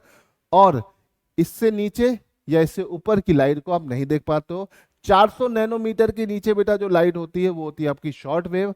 800 नैनोमीटर के ऊपर जो लाइट होती है बेटा वो कौन सी होती है, आपकी लॉन्ग वेव्स। लॉन्ग वेव्स की बेटा अगर हम बात करते हैं तो लॉन्ग वेव्स आपकी होती है रेडियो, माइक्रो और इंफ्रारेड। और शॉर्ट वेव्स की बेटा बात करें तो UV, X ray and gamma rays. ठीक है, समझ में आ गई बात। अच्छा, अनिकेत पूछे सर 790 की 800। तो देखो बेटा, आपको कुछ किताबों में 800 नैनोमीटर भी दिया हुआ है, कुछ में 790 दिया हुआ है ना। जहां पे 800 दिया है तो वो 400 से शुरू किया है, जहां पे 790 दिया है वहां से 390 से शुरू किया है। तो ये रेंज वेरी कर सकती है, आपको नियर अबाउट लेनी पड़ेगी, है ना। इसमें बहुत कंफ्यूज होने की आपको जरूरत नहीं है। बात क्लियर है। चलो अभी क्या इतनी बात समझ में आ गई। चलो यहां से आगे बढ़ते हैं। अब देखो यहां से आगे बढ़े तो रेडियो वेव की खोज किसने की थी, हु डिस्कवर्ड रेडियो वेव। एक क्वेश्चन कभी कभी आ जाता है, हु डिस्कवर्ड रेडियो वेव। ये बहुत ही सिंपल सा फिजिक्स की जीके का क्वेश्चन है जो पूछा जाता है, हु डिस्कवर्ड रेडियो वेव, तो आंसर आता है मार्कोनी, है ना। देखो मार्कोनी की अगर बात करें तो कुछ ऐसे थे, इन्होंने इस तरीके से रेडियो वेव को डिस्कवर किया था, है ना। बिल्कुल सही, वेरी गुड अनिकेत। ठीक, फिर माइक्रोवेव किसने डिस्कवर किया था, मैक्सवेल। किसने डिस्कवर किया, मैक्सवेल। मैक्सवेल देखो इस तरह के दिखते थे, ठीक, इसे ध्यान रखिएगा। मैक्सवेल ने क्या डिस्कवर किया था बेटा, माइक्रोवेव। फिर हम बात करते हैं इंफ्रारेड। इंफ्रारेड मतलब औरक तरंगे जो कि आपके रिमोट वगैरह में यूज होती है, उसकी डिस्कवरी किसने की थी, हर्शेल ने। हर्शेल को देख सकते हैं आप, ऐसे दिखते थे, ठीक है। ठीक, सबके डिस्कवरी करने वालों के नाम आपको पता होने चाहिए। फिर बात करते हैं UV rays. UV rays was discovered by Ritter, है ना। अब रिटर की फोटो देखना चाहोगे, ऐसे दिखते थे रिटर, है ना। देखो यूवी रेज की खोज करते करते बेचारे परेशान हो गए, है ना। बिल्कुल सही, very good Om Prakash, very good. फिर अगर हम बात करें एक्सरे, तो एक्सरे की खोज की थी रोटजन ने, WC रोटजन। ये पेपरों में कई बार आया है, ठीक है। रोटजन जो थे ये पहले व्यक्ति थे, देख लो शक्ल ध्यान से देख लो, फिजिक्स के लिए सबसे पहला नोबेल इन्हीं को मिला था, किसे, WC रोटजन। इसीलिए नाम बहुत बार पेपरों में आया हुआ है ना। WC Roentgen was the first person to get the Nobel prize in the field of physics. ठीक है बेटा, चलो फिर आगे बात करते हैं गामा रेस। गामा रेस की खोज करने वाले थे हेनरी बैकुरल। हेनरी बैकुरल जो है, आप उनकी फोटो देखोगे तो ये है Henry Becquerel, father of radio activity, है ना। रेडियो एक्टिविटी के पापा हैं ये, किसके पापा हैं, रेडियो एक्टिविटी के। रेडियो एक्टिविटी की डिस्कवरी करने का श्रेय इन्हीं को ही जाता है, ठीक है। बिल्कुल बेटा टेंशन मत लो, इतनी बात अगर समझ में आ गई है तो अब PYQs का ही टाइम आने वाला है। इतनी बात आपको समझ में आ गई, यहां तक देखो, यहां तक पूरा इतनी देर में मैंने जो आपको पढ़ाया तो मैं आपको 10 मिनट में एकदम बता देता हूं, बहुत आसान से तरीके से, लेकिन अभी बताऊंगा। लेकिन आराम से सब लोग जो भी इधर उधर खाने पीने पानी पीने चलेंगे सब एक साथ आ जाओ, और अभी फटाक से मैं आपको 10 मिनट में पूरा इतनी देर में जो ये पूरा टॉपिक बताया है लाइट की डेफिनेशन का, फट से रिवाइज करा दूंगा, है ना। जिसका जो भी कंफ्यूजन है क्लियर हो जाएगा। अभी बस एक बात यहाँ पे ध्यान ले दो, इतनी बात क्लियर है बेटा, यहां तक समझ में आ गया। चलो अब देखो, हर वेव की बेटा अपनी एक एनर्जी होती है, क्या होती है, एनर्जी होती है, और वो एनर्जी हमेशा उस वेव की वेवलेंथ के इनवर्सली प्रोपोर्शनल होती है। किसकी प्रोपोर्शनल होती है, इनवर्सली प्रोपोर्शनल होती है। अच्छा, टेंशन मत लो संजीव, आराम से पढ़ाऊंगा। एक्चुअली क्या है कि अब से बहुत टाइम बचा नहीं है। हाँ, डेली क्लास बेटा आपका भी सैटरडे को भी लाइव क्लास होगी, इसी तरह से होगी, तो आप जुड़ सकते हो, है ना। और हर सैटरडे को तो आपको लाइव क्लास मिलेगी, लेकिन हम कोशिश कर रहे हैं बीच के दिनों में भी आपको इस तरह की लाइव क्लासेस दें, जिससे आपको ज्यादा ज्यादा जानकारी मिले। मेरी क्लास 10 से 12 है, 2 घंटे की। फिर 12 से 2 आज की क्लास किसकी है, इंग्लिश की, बाय शिव सर। फिर 2 से 4 आपकी मैथ्स की क्लास है बाय अमर सर। और 4 से 6 आपकी पॉलिटी की क्लास है बाय विकास सर। पॉलिटी पूरा आप यहीं पे पढ़ लोगे। पॉलिटी में आपके पेपर में 4 से 6 क्वेश्चन आते हैं, तो वो किस तरह से कंप्लीट होंगे वो विकास सर आपको पूरा डिटेल में बताएंगे। ठीक है, तो टेंशन लेने की बिल्कुल जरूरत नहीं, बस हमसे जुड़े रहिए। ठीक है, और सेशंस को लाइक और शेयर करते रहिए, ताकि ज्यादा से ज्यादा बच्चे हमसे जुड़ सके। ठीक है, क्लियर है बेटा। मैथ्स की क्लास होगी 2 से 4, 2 to 4। ठीक है, पूरा का पूरा शेड्यूल मैं आपको बता रहा हूं, ध्यान से सुन लीजिए। पहली 10 से 12 की क्लास है मेरी, मतलब साइंस की। ठीक है, 12 से 2 की क्लास है इंग्लिश बाय शिव सर, बहुत इंपॉर्टेंट क्लास है। इंग्लिश और मैथ्स बहुत इंपॉर्टेंट होती है आपके एनडीए के लिए। 2 से 4 का जो स्लॉट है बेटा वो है अमर सर का, मैथ्स का। 2 से 4 में वो आएंगे, पिछली क्लास से आगे का टॉपिक पढ़ाएंगे उसी से ही, है ना, एकदम मोमेंटम बना के कि जो हमने पीछे पढ़ा था उसी से ही। हमारी जो भी क्लासेस होगी पिछले वाली क्लास से आगे ही बढ़ती जाएगी, इसे याद रखिएगा। फिर 4 से 6 का जो स्लॉट होगा उसको लेंगे आपके विकास सर, पॉलिटी पढ़ाएंगे आपको। पॉलिटी भारतीय संविधान आज पहला लेक्चर होगा, इसे ध्यान रखिए। क्लियर है, चलो। अभी जो भी बच्चे इधर उधर गए थे पानी वानी पी के वापस आ गए हैं। ठीक है, अभी देखो मैंने आपको एक चीज बताई, energy is inversely proportional to wavelength, है ना। ठीक है, ऊर्जा जो होती है तरंगदैर्घ्य के व्युत्क्रमानुपाती होती है। अगर किसी भी वेव की वेवलेंथ ज्यादा है तो एनर्जी कम है। अब कभी कदार क्वेश्चन आता है, इन वेव्स को इनके वेवलेंथ के डिक्रीजिंग ऑर्डर में लगा दो, तो डिक्रीजिंग ऑर्डर देख लेते हैं, है ना। तो पहले यहाँ पे विजिबल लाइट की बात कर लेते हैं। विजिबल लाइट होती है आपकी विब ग्योर, है ना। विजिबल लाइट की खोज किसने की थी बेटा, न्यूटन ने की थी, न्यूटन चाचा ने, है ना। न्यूटन ने, न्यूटन का नाम अभी बहुत सारे बच्चे ले रहे थे, तो मैंने कहा नाउ न्यूटन ने क्या खोजा था उसको ही बता दें, है ना। यहाँ पे करेक्शन कर लेना, ये आपका 400 होगा, मैंने करेक्ट किया था लेकिन फिर से हटाने पे मिट गया। ठीक है, अब देखो इन सारी वेव्स में सबसे ज्यादा वेवलेंथ किसकी होती है, सबसे ज्यादा वेवलेंथ होती है बेटा रेडियो वेव की। रेडियो वेव के बाद दूसरे नंबर पे आता है आपका माइक्रोवेव, तीसरे नंबर पे आता है इंफ्रारेड। ये हम कैसे चल रहे हैं बेटा, वेवलेंथ के डिक्रीजिंग ऑर्डर में चल रहे हैं, है ना। सबसे ज्यादा वेवलेंथ किसकी है, रेडियो की, फिर उसके बाद माइक्रो, फिर इंफ्रारेड, फिर उसके बाद नंबर किसका आता है बेटा, red, then orange, yellow, green, blue, indigo, violet, UV, X ray, gamma rays. ये 1 से लेकर 13 जो नंबर लिखे हैं ये ऑर्डर है, डिक्रीजिंग ऑर्डर है किसका, वेव का। वेव का वेवलेंथ के अकॉर्डिंग डिक्रीजिंग ऑर्डर है। सबसे ज्यादा वेवलेंथ किसकी होती है, रेडियो की बेटा। सबसे कम किसकी होती है, गामा की। तो ये इसका डिक्रीजिंग ऑर्डर है, इसे याद रखिएगा। ठीक है, अगर पूछे कि इसमें सबसे ज्यादा एनर्जी किसकी है, तो कोई बताएगा आप में से सबसे ज्यादा एनर्जी किस वेव की होती है, जल्दी से बताइए मुझे।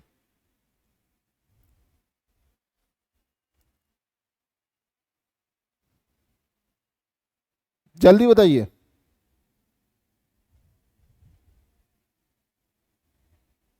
इनमें सबसे ज्यादा एनर्जी किसकी है, अभिषेक बता रहे हैं गामा, संजीव बता रहे हैं गामा, अमन बता रहे हैं gamma. Okay, what about the others, बाकी लोग क्या कहना चाह रहे हैं बेटा, जल्दी जल्दी बताइए। ओके, प्रमोद ने भी बोल दिया है गामा, घोष बाबू ने बोल दिया है gamma. Okay, Aryan Singh gamma. Okay, ठीक ठीक ठीक, वेरी गुड वेरी गुड। मतलब आपको समझ में आ गई मेरी बात कि अगर आपसे पूछता है कि इन वेव्स को इनके वेवलेंथ के डिक्रीजिंग ऑर्डर में लगाना है तो ऊपर से नीचे लगा दोगे, अगर एनर्जी के ऑर्डर में लगाना है तो नीचे से ऊपर लगा दोगे। बात समझ में आ गई, ठीक है। तो इतने पूरे कार्यक्रम में हमने प्रकाश की परिभाषा या लाइट की डेफिनेशन देखी, है ना। अब इसको एक बार मैं क्विक रिवाइज करा देता हूं ताकि आपको सारा कंफ्यूजन क्लियर हो जाए।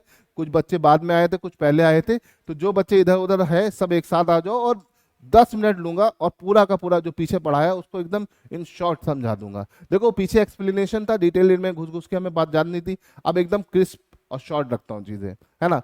बहुत सिंपल सी है, हम क्या देख रहे हैं, डेफिनेशन ऑफ लाइट। ठीक है, लाइट क्या है बेटा, light is the form of energy, ये ऊर्जा का प्रकार है। इसकी प्रकृति कैसी होती है बेटा, इसकी प्रकृति होती है डुअल नेचर, मतलब द्वैत प्रकृति होती है। ये आपका पार्टिकल फॉर्म या कण के रूप में भी आगे बढ़ता है, जिसका सीधा सा एग्जाम्पल है प्रकाश वैद्युत प्रभाव या photo electric effect. Photo electric effect या प्रकाश वैद्युत प्रभाव की बेटा अगर हम बात करते हैं तो एल्बर्ट आइंस्टीन ने इसको प्रूव किया था, जिसके लिए उनको नोबेल प्राइज दिया गया था। ठीक है, फिर जब हम बात करते हैं इसके वेव नेचर की, तो लाइट किस तरह की वेव है, light is a electromagnetic and transverse wave. ठीक है, प्रकाश एक प्रकार की वैद्युत चुंबकीय और ट्रांसवर्स वेव है, इसे याद रखिएगा। क्लियर है। दूसरी चीज, क्या आप हर तरह की लाइट देख पाते हो, नहीं, आप सिर्फ विजिबल लाइट देख पाते हो, जिसकी रेंज होती है 400 नैनोमीटर से 800 नैनोमीटर। इसके नीचे या इसके ऊपर की लाइट को आप नहीं देख पाते हो, उसका क्लासिफिकेशन मैंने यहाँ पर आपको डिटेल में बेटा बता दिया है। अब रेडियो वेव, माइक्रो इंफ्रारेड, किसकी खोज किसने करी, ये कभी कदार मैच द फॉलोइंग में क्वेश्चन आ जाता है, कभी कदार आता है, लेकिन आता है तो फ्री के नंबर है, ये चीज याद रखोगे तो बन जाएगा। ठीक है, और ये सारी वेव्स को इनके एनर्जी के लेवल में और वेवलेंथ के लेवल में मैच करने को अक्सर आ जाता है। ठीक है, इतनी बात क्लियर है बेटा, यहां तक सबको क्लियर है।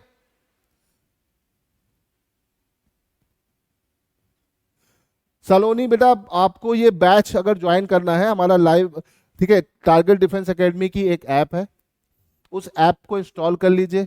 उसमें बहुत सारे फ्री वीडियोस भी हैं, है ना, जिसमें आप देखकर आप बहुत सारी चीजें जान सकते हैं कि हमारे क्या टीचर्स कैसे पढ़ाते हैं। प्लस साथ ही साथ आपको एक कोर्स भी मिलेगा, एनडीए का टारगेट कोर्स। ठीक है, 14 सितंबर के लिए हमने उसको टारगेट किया है कि उसको वो 14 सितंबर से पहले हम उसमें सब कुछ पढ़ा के खत्म कर देंगे और आपकी तैयारी को एकदम प्रॉपर तरीके से कराएंगे। उसमें लगातार क्लासेस के साथ मॉक टेस्ट शीट्स, है ना, रेगुलर वीकली जो सब्जेक्ट वाइज टेस्ट हैं वो सब उसमें इनरोल्ड है, पढ़े मिलेंगे आपको। तो आप वहाँ से जाके चीज़ें को कर सकती हो। लिंक आपको अभी दिख गया होगा, है ना, देखो नीचे लिंक आ गया होगा, उस लिंक से डाउनलोड करके आप चीज़ों को समझ सकते हो। ठीक है बेटा, अब इतना समझ में आ गया।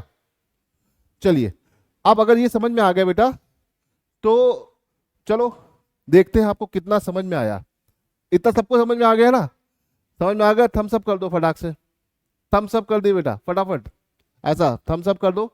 समझ में आ गया कि नहीं, क्योंकि अब चेक करने का टाइम आ गया है ना। हाँ Aryan, very good very good, थोड़ा पीछे चल रहे हो तुम, ओके ओके वेरी गुड, फटाफट करो बेटा थम्स अप फटाफट, है ना। लाइक शेयर करते जाइए, लाइक शेयर भी करते जाइए, जिन लोगों ने अभी लाइक शेयर नहीं किया फटाफट कर दें, है ना। हाँ बहुत बढ़िया बहुत बढ़िया बहुत बढ़िया। चलो, तो मतलब अब आपको सब समझ में आ गया है सबको, किसी को कोई भी दिक्कत नहीं है। अब मैं क्वेश्चन शुरू करने जा रहा हूँ। ठीक है, आपको सिर्फ ABCD आंसर देना है, कौन सा सही है कौन सा नहीं है। टाइमर चलेगा, क्वेश्चन पढ़ के सॉल्व जवाब देने के लिए सिर्फ मैं आपको 60 सेकंड दूंगा और फटाफट आपको देना है आंसर, है ना। चलिए शुरू करते हैं। ठीक है, ये तो इलेक्ट्रोमैग्नेटिक स्पेक्ट्रम है, और एक बार देख लो। ठीक है, विजिबल लाइट, ठीक है, हाई एनर्जी वाली गामा एक्सरे यूवी है, लो एनर्जी या हाई वेवलेंथ वाली इंफ्रारेड रेडियो है। यही आपको बुक में बनी रहती है, उसी को मैंने अभी पीछे एक्सप्लेन किया है। ठीक है, चलो क्वेश्चन शुरू हो गया बेटा, 60 सेकंड आपके पास, फटाफट आंसर करिए, पढ़िए और आंसर करिए। टाइमर शुरू हो गया है। ठीक है, चलो चलो बेटा जल्दी से लग जाओ, काम पर लग जाओ, आंसर बताओ। विच of the following wave type is different from another, फटाफट आंसर दो। ABCD में जो भी सही लग रहा है जल्दी से बताओ बेटा, प्रैक्टिस शुरू हो गई है। ओके, ए, अच्छा ज्यादातर लोग ए बोल रहे हैं, कुछ लोग 4 बोल रहे हैं, D D D D D 4 है ना, 1 2 3 4 में जो आपको सही लग रहा है। वेरी गुड वेरी गुड, सब बहुत बढ़िया, फटाफट आंसर दो बेटा। आपके 18 सेकंड बचे हुए हैं। मनोज कुमार, निकिता, अरे बेटा जो मन में आ रहा है वो कर रहे हो क्या। हाँ बहुत बढ़िया बहुत बढ़िया, चलो चलो बहुत बढ़िया। चलो देखो अब 8 सेकंड बचे, टाइम अप होने वाला है। चलो देखो इनमें से डिफरेंट कौन सी है पूछ रहा है, सिंपल सा क्वेश्चन है ना, सिंपल सा क्वेश्चन है, डिफरेंट पूछ रहा है। ठीक है, तो देखो, light wave, radio wave, X ray, ये तो सब ऐसी इलेक्ट्रोमैग्नेटिक वेव है। साउंड आपकी इलेक्ट्रोमैग्नेटिक नहीं है, ये मैकेनिकल वेव है। तो अलग कौन सी ये पूछ रहा है, इस तरह के क्वेश्चन एनडीए में अक्सर आते हैं। ठीक है, बहुत आसान सा है, जो मैंने आपको टॉपिक पढ़ा है उससे कैसे क्वेश्चन पुट हो सकता है ये मैंने आपको समझाया। आई होप कि आपको समझ में आ गया होगा। ठीक है, चलो, समझ में आ गया? किसी को कोई ऐसा जिसको ये आंसर समझ में ना आया हो? ठीक है, अब तेजी से काम करते हैं क्योंकि हमें बहुत सारे क्वेश्चन करने हैं, है ना। तेजी से काम करते हैं। चलो क्वेश्चन नंबर 2 की तरफ चलते हैं बेटा। क्वेश्चन नंबर 2 आपके सामने है, टॉपिक हमने पढ़ लिया, इसी तरह से हम चीजों को करेंगे बेटा, है ना। क्वेश्चन नंबर 2 ये तो आपके सामने, फटाक से आंसर दो, फटाफट। क्वेश्चन नंबर 2, ठीक है, आंसर बताइए। पीडीएफ बेटा आपको मिल जाएगा टेलीग्राम चैनल पर, जो बेटा पीडीएफ जिसको भी चाहिए वो टेलीग्राम चैनल मिल जाएगा। हिंदी में क्वेश्चन को बेटा आपको हिंदी में भी मिल जाएगा, टेंशन मत लो, हिंदी का भी मैं आपको डाल दूंगा, है ना। अभी क्या है कि बहुत मुश्किल नहीं, टेलीकम्युनिकेशन में कौन सी तरंग यूज होती है, सिंपल सा क्वेश्चन है। ठीक है, आपके पास 32 सेकंड बचे हैं, जल्दी से बताओ बेटा। ओके, बहुत सारे बच्चे आंसर दे रहे हैं, वह बहुत बढ़िया। AC 1 2 3 4 ऐसा करके आंसर आता जा रहा है। डी, अच्छा, रवि शंकर, बहुत बड़े। देखो, अब सबके आंसर्स को अप्रिशिएट कर पाना बहुत मुश्किल है, लेकिन बहुत सारे बच्चे बहुत सही जवाब दे रहे हैं। बहुत बढ़िया, बहुत बढ़िया, लाजवाब। लाइक और शेयर करते जाओ बेटा, सेशन बढ़िया लग रहा है तो लाइक और शेयर करिए। देखो आखिरी के 8 सेकंड बचे, फटाफट आंसर कर दो बेटा, फटाफट। चलो, हो गया, टाइम अप हो गया। हाँ भाई, बोला टेलीकम्युनिकेशन में कौन सी वेव इस्तेमाल करते हैं बेटा? टेलीकम्युनिकेशन में हम माइक्रो और रेडियो वेव को यूज करते हैं, तो यहाँ पे आंसर क्या हो जाएगा बेटा? माइक्रोवेव। और बहुत सारे बच्चों ने C या 3 आंसर दिया है, वो बिल्कुल सही है। वेरी गुड बेटा, वेरी गुड, बहुत बढ़िया, आपने बहुत सही जवाब दिया है। ठीक है, मतलब आपको मैंने पिछले आधे 1 घंटे में जो भी पढ़ाया है वो आपको चीजें समझ में आ रही है। चलो अब आगे बढ़ते हैं, अगले क्वेश्चन की तरफ चलते हैं। क्वेश्चन जल्दी से आंसर दो बेटा, फटाफट। आपके पास 60 सेकेंड है क्वेश्चन को पढ़ के करने के लिए। एनडीए में भी एक क्वेश्चन के लिए 1 मिनट मिलता है, गैट के पेपर में।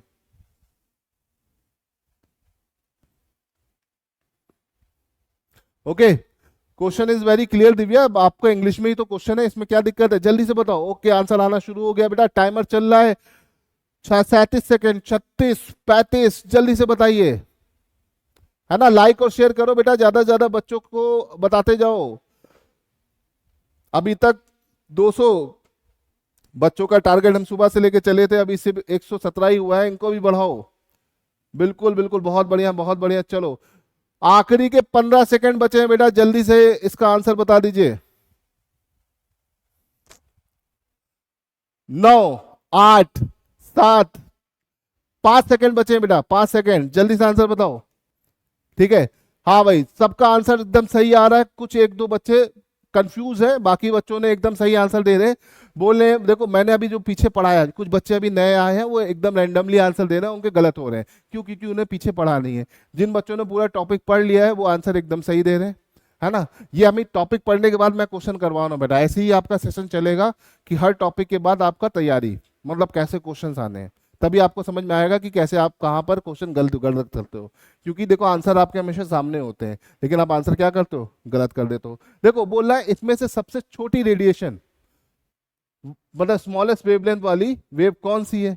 तो देखो सबसे ज्यादा तो इसमें किसकी है? सबसे ज्यादा इसमें आपकी माइक्रोवेव की है, मैक्सिमम, है ना। और मिनिमम किसकी है बेटा? मिनिमम है आपकी गामा रेज की। तो सबसे छोटी वाली पूछ रहा है, गामा रेज एकदम करेक्ट हो जाएगा। बात क्लियर है बेटा? चलो आगे बढ़ते हैं अगले क्वेश्चन पे, बिना टाइम वेस्ट किए हुए, है ना, ताकि आपको चीजें क्लियर हो। जल्दी से बताओ आंसर, फटाफट, आपका टाइम शुरू हो गया बेटा।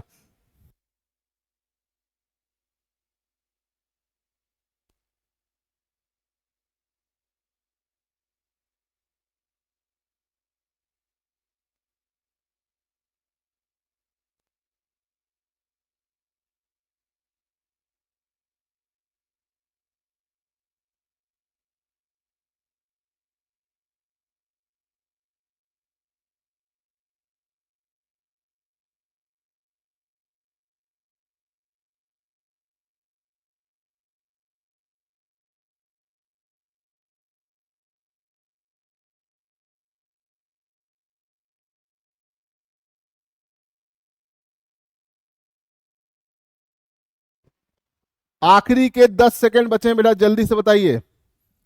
ओके, वो बच्चे बिल्कुल गलत जवाब दे रहे हैं जिन्होंने शुरू से क्लास नहीं की है, और जिन्होंने शुरू से कर रहे हैं, पढ़ रहे हैं, उनकी आंसर्स एकदम सही आए हैं। ठीक है, बहुत सिंपल सा है बेटा। Which of the following is not electromagnetic in nature? X ray है, इंफ्रारेड है, गामा है, कैथोड नहीं है ना? कैथोड बताया कहीं? नहीं बताया। तो बहुत सिंपल सी चीजें हैं। ठीक है,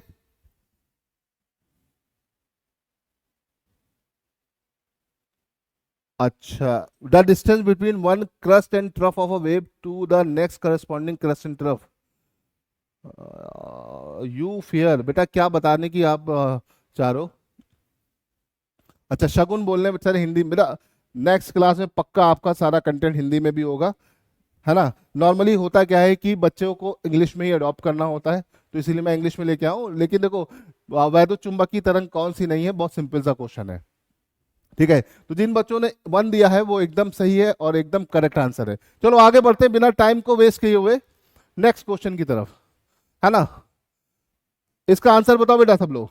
लाइट वेव्स या जो प्रकाश की तरंगे होती हैं वो कौन सी होती हैं?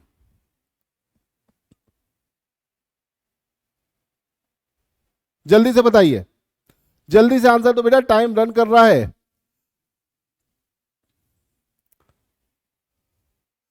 है ना? जल्दी बताइए, फटाफट क्वेश्चंस बताओ।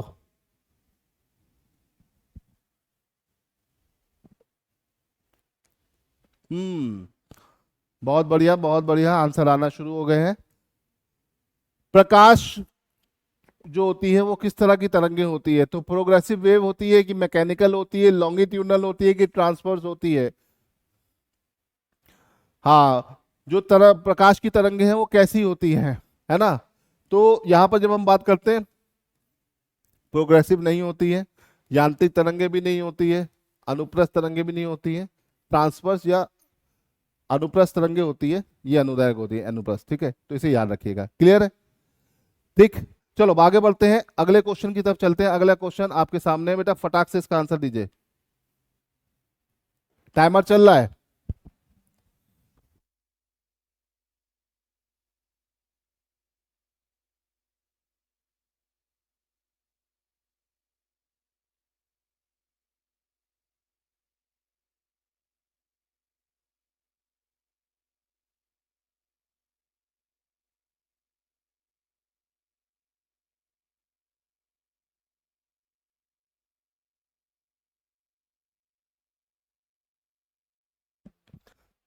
हाँ भाई, आ गए, सबका आंसर आ रहा है, बहुत बढ़िया, बहुत बढ़िया।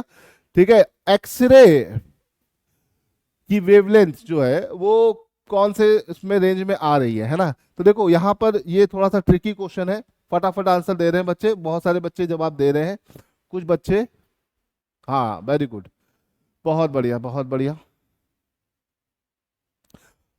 वॉइस क्लियर नहीं है, अच्छा एक बार चेक कर लेता हूँ। हाँ, थोड़ा सा सेल डाउन है, तो हमारी टेक्निकल टीम बेटा सेल्स चार्ज करके जल्दी से ले आइए। और यहाँ पर वॉइस कुछ बच्चों को क्लियर नहीं आ रही है। हाँ भाई, बहुत बढ़िया, बहुत बढ़िया।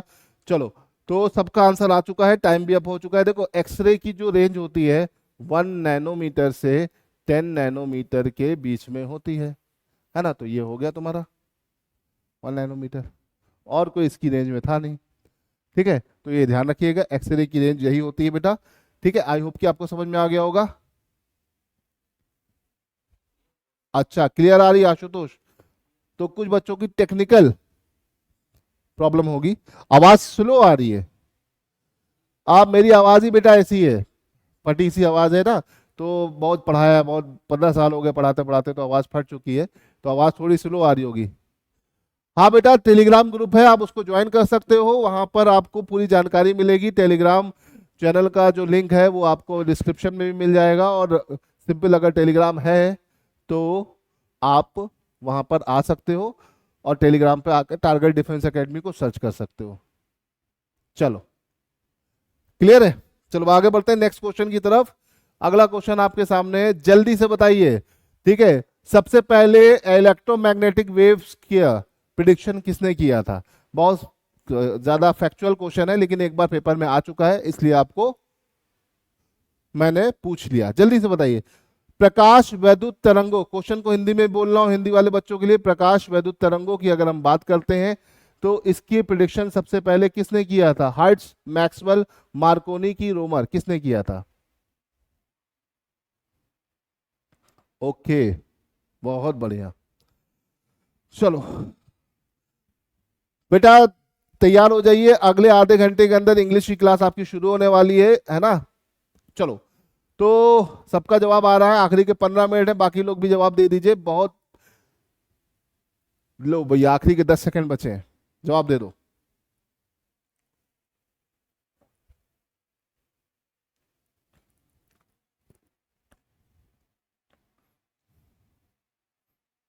ओके चलो, आ गया।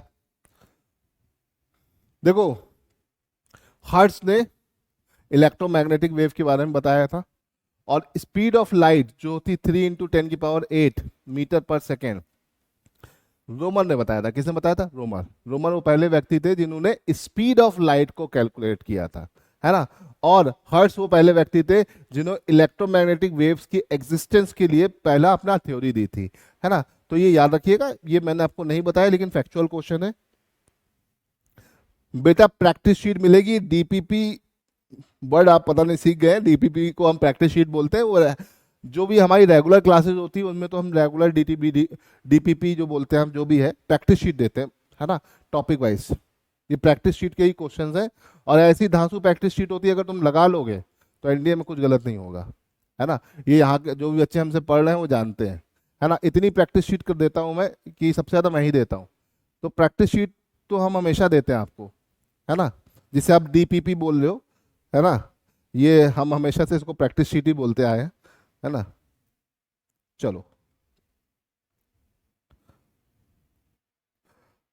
हाँ बेटा, कल जो भी ऑफलाइन बच्चे पढ़े उनको ही बता दिया जाएगा। ठीक है, ठीक है, ऑफलाइन की क्लास को पता चल जाएगा, हिंदी में बैच है आपका। हाँ बेटा, हिंदी में ही भी है, ये सारी चीज़ें हिंदी में भी अवेलेबल है। हमारा जो ऑनलाइन बैच चल रहा है उसको आप ज्वाइन कर सकते हो, है ना? उसकी ऐप की लिंक ऊपर दिया हुआ है पिन मैसेज में, वहाँ से आप ऐप को डाउनलोड करके वहाँ पे हमारा फ्री मटेरियल देख के, वीडियोस देख के समझ सकते हो। वैसे ये वीडियोस देख के आपको समझ में ही आ जाएगा पूरा कि हमारा पढ़ाने का तरीका क्या है। यही सेम टीचर आपको ऐप में भी पढ़ाते हैं, लाइव और रिकॉर्डेड क्लासेस दोनों, हिंदी मीडियम और इंग्लिश मीडियम के लिए। तो जिन भी बच्चों को अपनी तैयारी करनी है वो वहाँ पे ज्वाइन कर सकते हैं, ठीक है? सबसे इंपॉर्टेंट चीज़ बेटा कि वहाँ पर आपको प्रॉपर गाइडेंस मिलेगी, है ना? और प्रॉपर शीट्स मिलेंगी। हर डेली की आपकी 3 से 4 घंटे की क्लासेस होंगी, साथ ही साथ आपको प्रैक्टिस शीट्स भी मिलेंगी। रेगुलर वीकली वीकली या 15 दिन में आपका रेगुलर टेस्ट होगा, और एग्जाम से 1 महीने पहले mock test, full length mock test होंगे। तो सारी चीज़ें हम कराते हैं एकदम प्रॉपर वे में, चाहे आप ऑफलाइन पढ़िए चाहे ऑनलाइन पढ़िए, ठीक है? ठीक है बेटा, परसों भी ऑनलाइन है, परसों क्लास सैटरडे की ऑनलाइन है, उसमें भी आना मत भूलिएगा। चलिए, ये तो क्वेश्चन क्लियर है, अब अगले क्वेश्चन की तरफ चलते हैं। ठीक है, पढ़ना बहुत है, चलो जल्दी से बताओ इसका आंसर बेटा। The wavelength of X ray is the order of, बहुत आसान सा क्वेश्चन है, अभी थोड़ी देर पहले बताया था। अब इसका आंसर बताओ जल्दी से, फटाफट बताइए, 45 सेकेंड है बेटा आपके पास।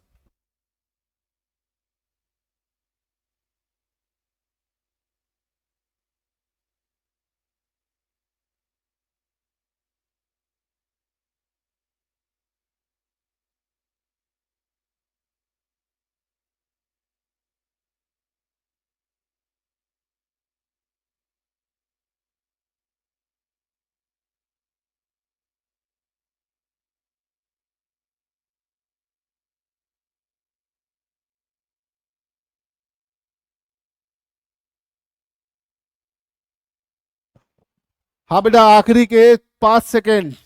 ओके, सबका जवाब आना शुरू हो चुका है, बहुत बढ़िया। चलो देखो, मैंने आपको बताया था 1 नैनोमीटर से 10 नैनोमीटर, और 10 नैनोमीटर 1 एंगस्ट्रॉम के बराबर है, तो ये आंसर हो जाएगा, डी इज राइट। तो जिन भी बच्चों ने 4 आंसर बताया है वो एकदम सही है, वेरी गुड वेरी गुड, बहुत बढ़िया। ठीक है, आप लोग लाइक और शेयर सेशन को करते जाइए।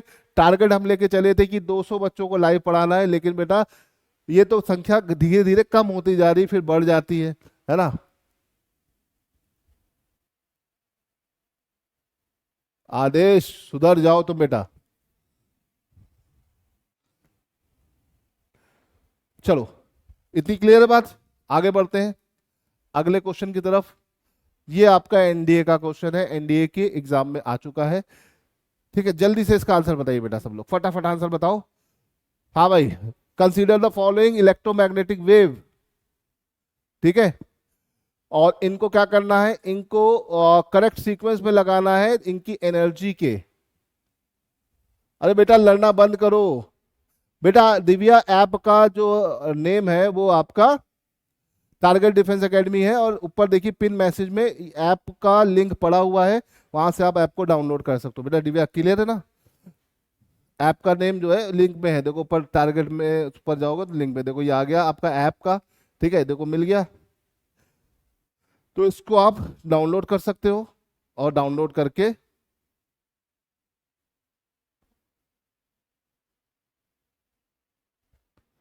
अरे बेटा मेरा नाम नहीं पूछा है सूरज, इन्होंने पूछा है ऐप का नाम। चलो बेटा टाइम अप होने वाला है, और बच्चे धीमे धीमे आंसर दे रहे हैं। देखो यहाँ पर पूछ रहा है एनर्जी का इंक्रीजिंग ऑर्डर, तो इंक्रीजिंग मतलब कम से ज्यादा की तरफ चल रहे हैं, तो ये सबसे ज्यादा एनर्जी तो गामा की है, तो सबसे ज्यादा तो आखिरी में गामा होगा, है ना। अब गामा से कम एनर्जी बेटा किसकी होगी? एक्सरे, माइक्रो एक्सरे, है ना, 1 आ गया। फिर आपका 3 एंड देन 4। तो जिन जिन बच्चों ने 1 बताया है बेटा एकदम सही है ना। तो बहुत सारे बच्चों ने 1 बताया है, जो शुरू से हमसे पढ़ रहे हैं बेटा वो एकदम सही जवाब दे रहे हैं ना। जिनका जो शुरू से मतलब 10 बजे आ गए थे और तब से अब तक लगे हुए हैं, वो एकदम करेक्ट जवाब दे रहे हैं और बहुत ही सटीक आंसर दे रहे हैं।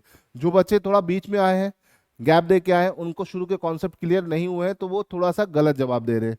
तो बेटा जिन बच्चों ने 20 से ज्वाइन किया उनका जवाब गलत हुआ ना, घबराए नहीं, शुरू से देख ले एक बार, तो आप सारे आंसर एकदम सही से देंगे, है ना। सलोनी बिल्कुल आपको हिंदी में भी करवा दूंगा, टेंशन मत लो। ठीक है, क्लियर क्लियर है। चलो हाँ, जो शुरू से है वो बेटा सही जवाब देंगे। चलो अगला क्वेश्चन आपके सामने, जल्दी से इसका आंसर दो। ठीक है, विच of the following is electromagnetic in nature.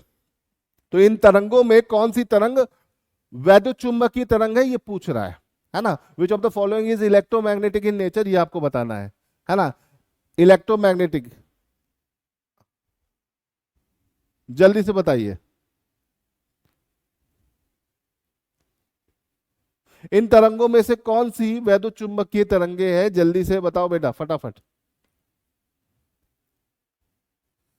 Beta rays, gamma rays, पहला option cathode rays, X ray, alpha rays, beta raise.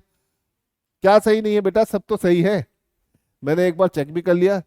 बेटा क्लास की टाइमिंग, आपका क्लास का टाइमिंग जो है ये आपका इसी तरह से चलेगा, 10 से 6, 2-2 घंटे की क्लासेस रहेंगी। 2 घंटे अभी साइंस चला है, फिजिक्स, फिर 2 घंटे अभी इंग्लिश होगा।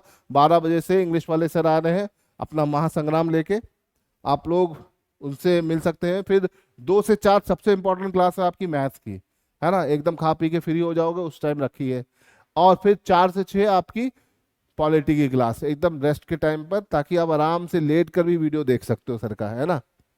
चलिए, पीडीएफ बेटा मिलेगी टारगेट डिफेंस एकेडमी के टेलीग्राम चैनल पर, इसकी पीडीएफ आपको मिल जाएगी, टेंशन मत लीजिएगा। और जो बच्चे हिंदी के लिए परेशान है, हिंदी में भी मिलेगी आपको, है ना। मैं आज इसकी पूरी हिंदी करवा के आपको दूंगा, टेंशन मत लीजिए, बस आप आंसर दीजिए।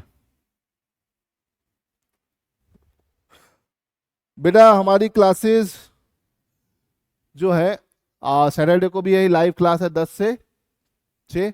कल के लिए भी अभी हम आपको सूचना दे देंगे कि होगी, तो आप हमारे यूट्यूब चैनल को ज्वाइन कर लो, सब्सक्राइब कर लो, ताकि आपको पूरी जानकारी वहां पर मिल जाए, है ना।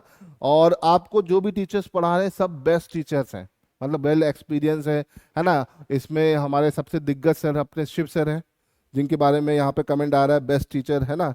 ओम प्रकाश बता रहे हैं, बिकॉज 20 साल का एक्सपीरियंस है उनका, है ना। बाकी अमर सर भी बहुत एक्सपीरियंस टीचर है, विकास सर भी।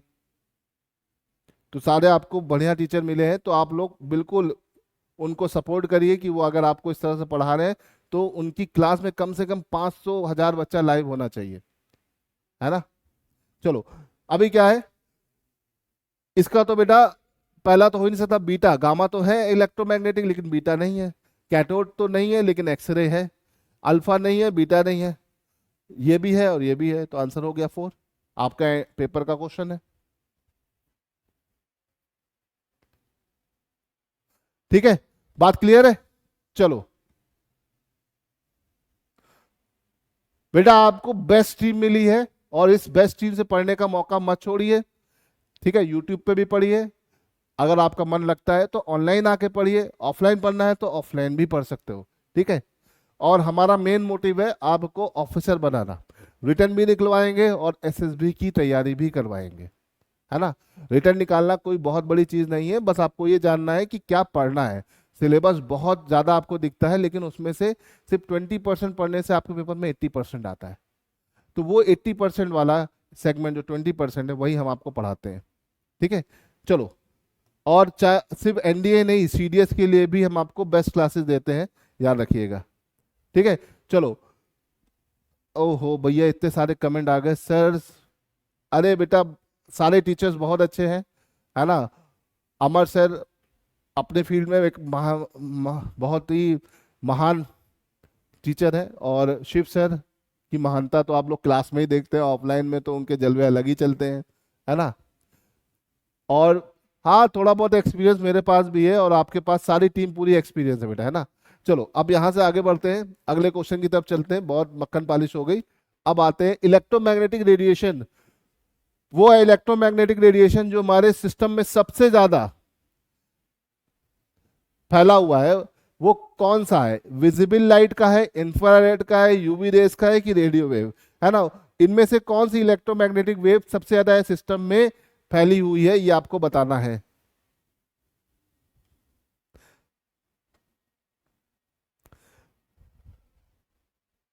ठीक है, बिल्कुल बेटा हिमांशु। हिमांशी, आप ऑनलाइन कोर्स में भी हम सब इसी तरह से तैयारी कराते हैं, और बल्कि और ऑर्गेनाइज तरीके से आप पर फोकस करते हैं। और ऑफलाइन बैच यहाँ पर लखनऊ में चलता है बेटा। जो बच्चे लखनऊ आ सकते हैं, पढ़ना चाहते हैं, तो हमारे लखनऊ वाले बैच को ज्वाइन कर सकते हैं, ऑफलाइन बैचेस को हेड ऑफिस में, है ना। और जो बच्चे ऑनलाइन घर से पढ़ना चाहते हैं, वो ऑनलाइन बैचेस को भी ज्वाइन कर सकते हैं। ठीक है, इंक्वायरी नंबर्स पे कॉल करके जान सकते हैं ना। देखो, एक सिंपल सा थोड़ा सा टेक्निकल क्वेश्चन था। बोल रहा है कि सबसे ज्यादा एटमॉस्फेयर में कौन सी इलेक्ट्रोमैग्नेटिक वेव है, तो बेटा आंसर हो जाएगा इंफ्रारेड।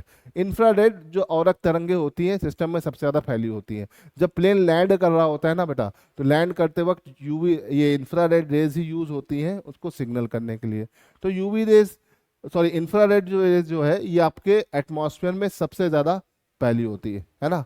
बेटा आप ऐप पे जाओगे, ऐप पर आपको अभी डिस्काउंट भी मिल जाएगा, अभी डिस्काउंट चल रहा है, तो जिन भी बच्चों को ज्वाइन करना है, ऐप पर जाकर वहाँ पे डिस्काउंट एप्लीकेबल है।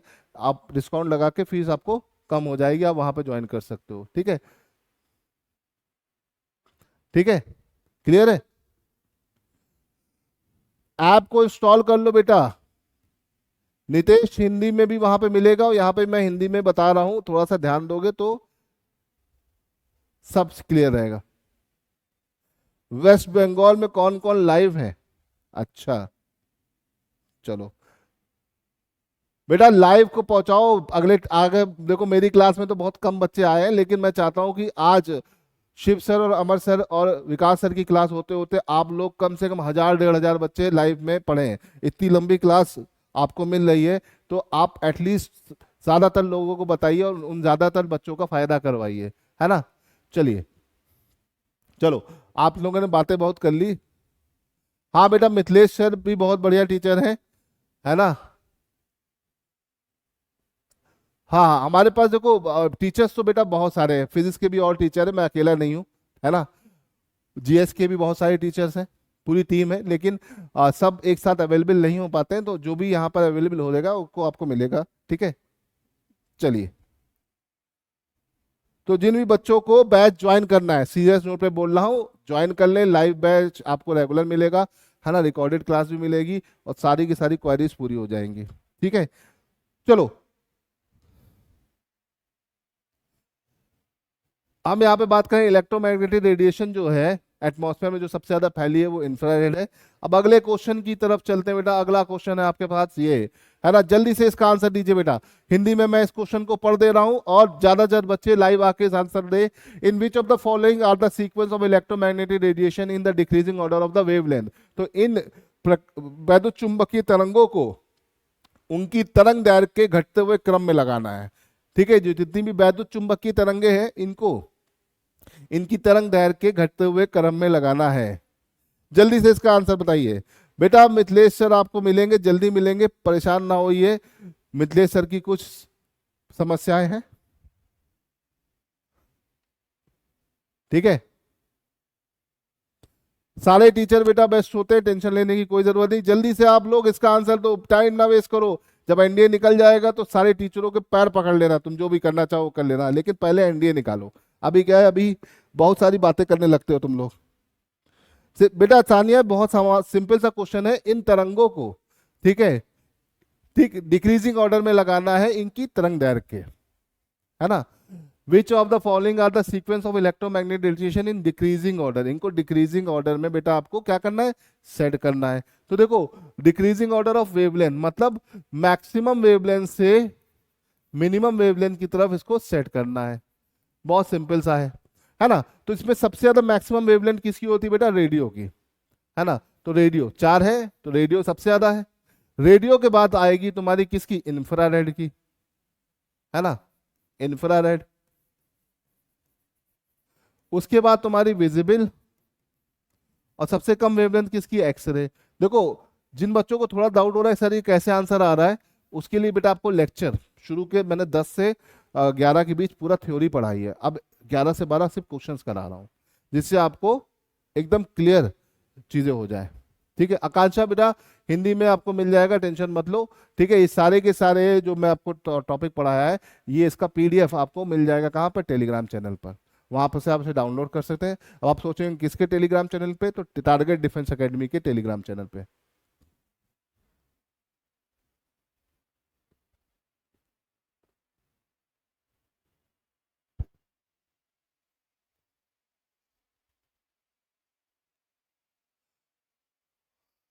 बिल्कुल बिल्कुल, आप एक बार सिलेक्शन तो दो, देखो तुम्हारे लिए यहाँ रैलियां निकलवा देंगे, है ना। तुम एक बार रिकमेंड तो क्या बेटा, तुम्हारे लिए यहाँ पर ना रोड पर रैली निकलेगी, टारगेट डिफेंस एकेडमी के कैंपेन होगा, उसमें तुम्हारी रैली निकलेगी बेटा। तुम एक बार सिलेक्शन तो दो, टेंशन, है ना। मैं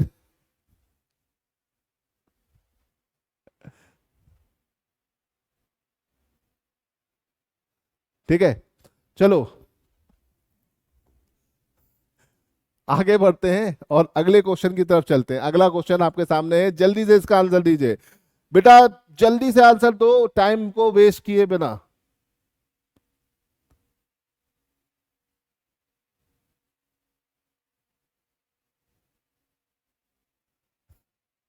अच्छा बेटा ये सब बीसी करना बंद करो। बीसी समझते हैं ना आप लोग, बातचीत, ये बातचीत कर रहे हैं आप, ये सब बंद करिए, फोकस करिए इधर, है ना। वरना आपके कमेंट डिलीट किए जाएंगे और फिर आपको भी ब्लॉक किया जा सकता है। तो परेशान, ये सब जो क्लास की बीसीज है, बातचीत है, इनको यहाँ मत करिए।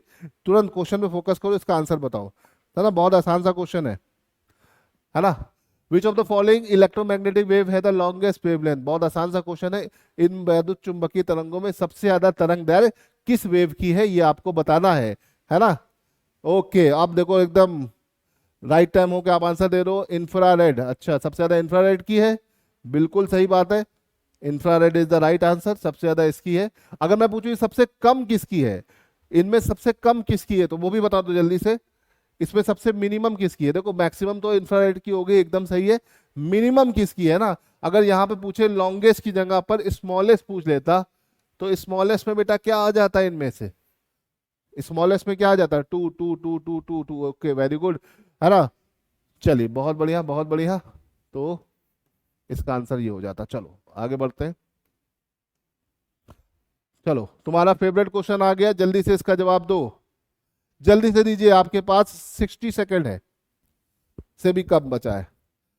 टाइगर जिंदा है बेटा, तुम टाइगर हो, कब से जानवर बन गए बेटा राजीव।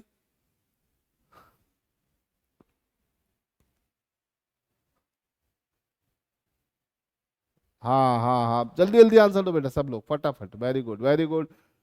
बहुत बढ़िया, लाजवाब लाजवाब, बहुत बढ़िया। फोटो इलेक्ट्रिक इफेक्ट का फिनोमिना की अगर हम बात करते हैं तो वो किसने दिया था ये जवाब? अगर तुम भूलते हो तो तुम बहुत बड़ी गलती कर रहे हो, इसे याद रखिएगा। बेटा सर, आकाश सर जब क्लास लेने आ जाए तब हो जाएगी, आर्यन बिल्कुल परेशान ना हो।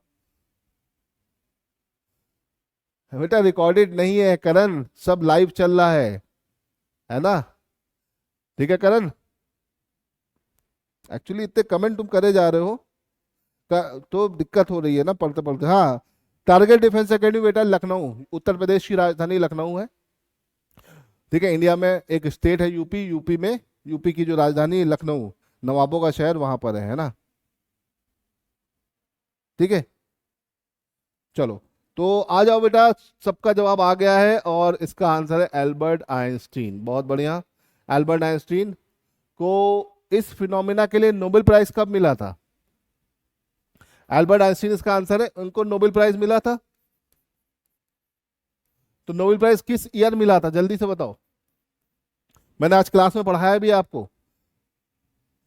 Okay, Harsh NDA, Aniket, very good very good, बहुत बढ़िया। तो भैया नोबेल प्राइज इनको मिला, बिल्कुल सही, 1921। बहुत बढ़िया। कोई बात नहीं, घायल शेर और खतरनाक होता है। चलो ठीक, अगले क्वेश्चन की तरफ आते हैं। जल्दी से इसका जवाब दीजिए बेटा।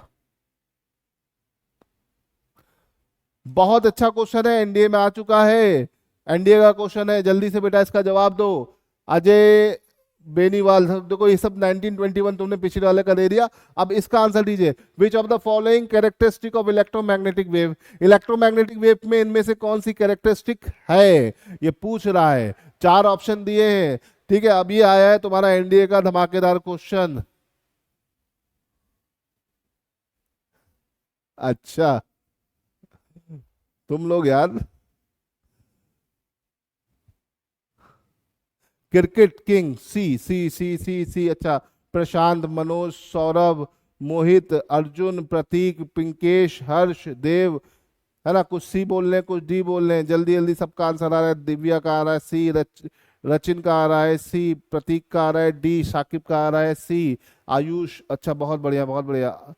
आई एम सीरियस अर्जुन, हाँ अर्जुन बेटा, इससे आपके सीडीएस में भी क्वेश्चन आ सकता है और सीडीएस के लिए आप ज्वाइन कर सकते हो। ठीक है, सीडीएस में करंट अफेयर और साइंस का से बेटे से ही आप बहुत अच्छा स्कोर कर सकते हो, है ना?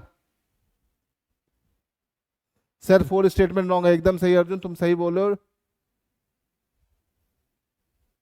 ओके ओके, हाँ हाँ बिल्कुल। देखो यहां पर बेटा अगर हम बात करते हैं तो इलेक्ट्रोमैग्नेटिक वेव जो है उनमें क्या क्या प्रॉपर्टीज हैं इनमें से, वो पूछ रहा है ना?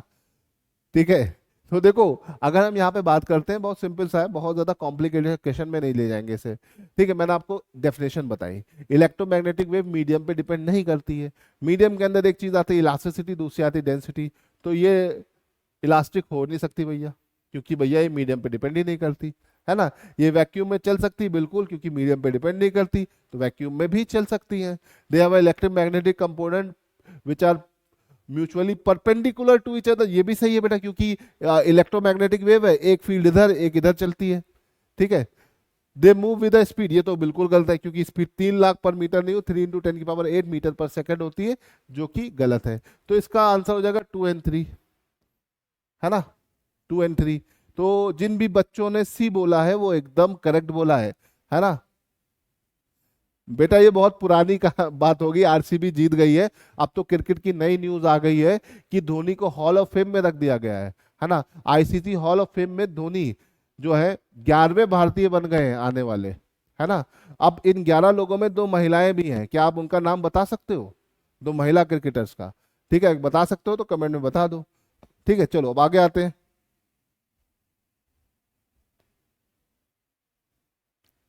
ठीक है,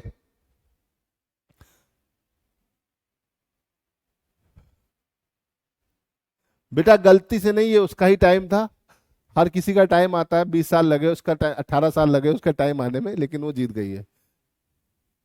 ठीक है। हॉल ऑफ फेम ये होता है जब कोई क्रिकेटर बहुत एक्स्ट्राऑर्डिनरी काम करता है, एक्स्ट्राऑर्डिनरी क्रिकेट खेलता है, तो उसको हॉल ऑफ फेम में सम्मान दिया जाता है, उसका फोटो लगती है, एक पूरा हॉल ऑफ फेम होता है, मतलब एक वॉल होती है, वहां पर उसके से रिलेटेड बहुत सारी जानकारियां होती है ना। तो धोनी भी हॉल ऑफ फेम में चले गए। पहला क्रिकेटर जो इंडिया की तरफ से हॉल ऑफ फेम में थे गए थे वो बिशन सिंह बेदी थे, है ना, वर्ल्ड कप वाले। दूसरे कपिल देव थे। तो इस तरह से 11वें नंबर पे धोनी पहुंचे हैं। तो धोनी 11वें नंबर पे पहुंचने वाले इंडियन क्रिकेटर हैं। इससे पहले 10 और थे, उस 10 में 2 महिलाएं थी। तो उन 2 महिलाओं के नाम मैं पूछ रहा हूँ, बस ये पूछ रहा हूँ, क्योंकि आज के टाइम में महिलाओं का सशक्तिकरण का जमाना चल रहा है। ठीक है, चलिए, यहां तक बात क्लियर है। तो ये तो हो गया। अब आगे बढ़ते हैं अगले क्वेश्चन। चलो, क्वेश्चन बेटा यहाँ पे हो गए कंप्लीट। अब हमें आगे चलना है और कुछ अगला टॉपिक देखना है। ठीक है, ठीक। हमने डेफिनेशन ऑफ लाइट देख ली। आई होप कि आपको डेफिनेशन ऑफ लाइट क्लियर हो गई होगी, है ना। डेफिनेशन ऑफ लाइट आपको क्लियर हो गई। अब यहां से आगे बढ़ते हैं और कुछ और चीजों के बारे में जानते हैं। बिल्कुल बिल्कुल, मैं से पूछ रहा हूं बेटा, फीमेल प्लेयर, है ना, इन 11 में 2 फीमेल है। ठीक है, देखो हमेशा याद रखना, यूपीएससी थोड़ा हटके क्वेश्चन बनाता है ना। और करंट अफेयर आप पढ़िए, मैंने वहां पे सब बताया है। करंट अफेयर का जो सेशन होता है रेगुलर होता है। ठीक है, मैं सारी करंट अफेयर्स कवर करता हूँ और बता भी देता हूँ कि इंपॉर्टेंट कौन सी है। जैसे एक बहुत ही इंपॉर्टेंट आज की करंट अफेयर है कि फ्रेंच ओपन का विनर कौन है। फ्रेंच ओपन टेनिस का बहुत बड़ा टूर्नामेंट होता है बेटा, उसका विनर कौन है ना। तो करंट अफेयर्स का सेशन भी मैं लेता हूँ सीडीएस में, और एनडीए में इसका बड़ा नाम है। हाँ, बहुत बढ़िया, एजी यादव, नीतू और डेना। डेना की स्पेलिंग गलत है लेकिन सही लिखा था तुमने। मिताली राज बेटा नहीं है, सोनम, है ना। नीतू और आपका डेना थी, एकदम सही। प्रतीक ने भी एकदम सही बताया है, बहुत बढ़िया बहुत बढ़िया। देखो इसे बोलते हैं एक्टिव होना। ठीक, तो याद रखिएगा। और French Open, French Open complete हो चुका है। फ्रेंच ओपन में मेल विनर कौन है? Carlos Alcaraz. और फीमेल विनर कौन है? Coco Gauff. याद रखिएगा।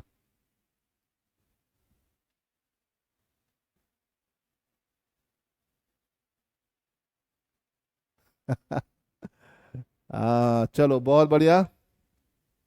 तो बेटा लगातार कनेक्ट रहिए, जुड़े रहिए। ठीक है, चलो हमारा एक टॉपिक तो हो गया है पूरा। अब यहां से आगे बढ़ते हैं, है ना। बिल्कुल बिल्कुल प्रतीक, बिल्कुल सही है। चलो, हाँ भाई, इतनी बात समझ में आ गई। चलो अब बात करते हैं रिफ्लेक्ट। देखो हमें ने लाइट की डेफिनेशन देख ली है, थोड़ा सा और देख लेते हैं, फिर अगली क्लास में इसके आगे बात करेंगे ना। ठीक है, बहुत बढ़िया।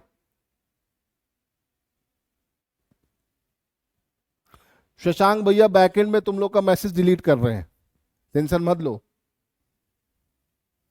ज्यादा मैसेज करोगे, देखो जो जो मैसेज कर रहा है अभी सब डिलीट कर देंगे तुम्हारे शशांक भैया, है ना।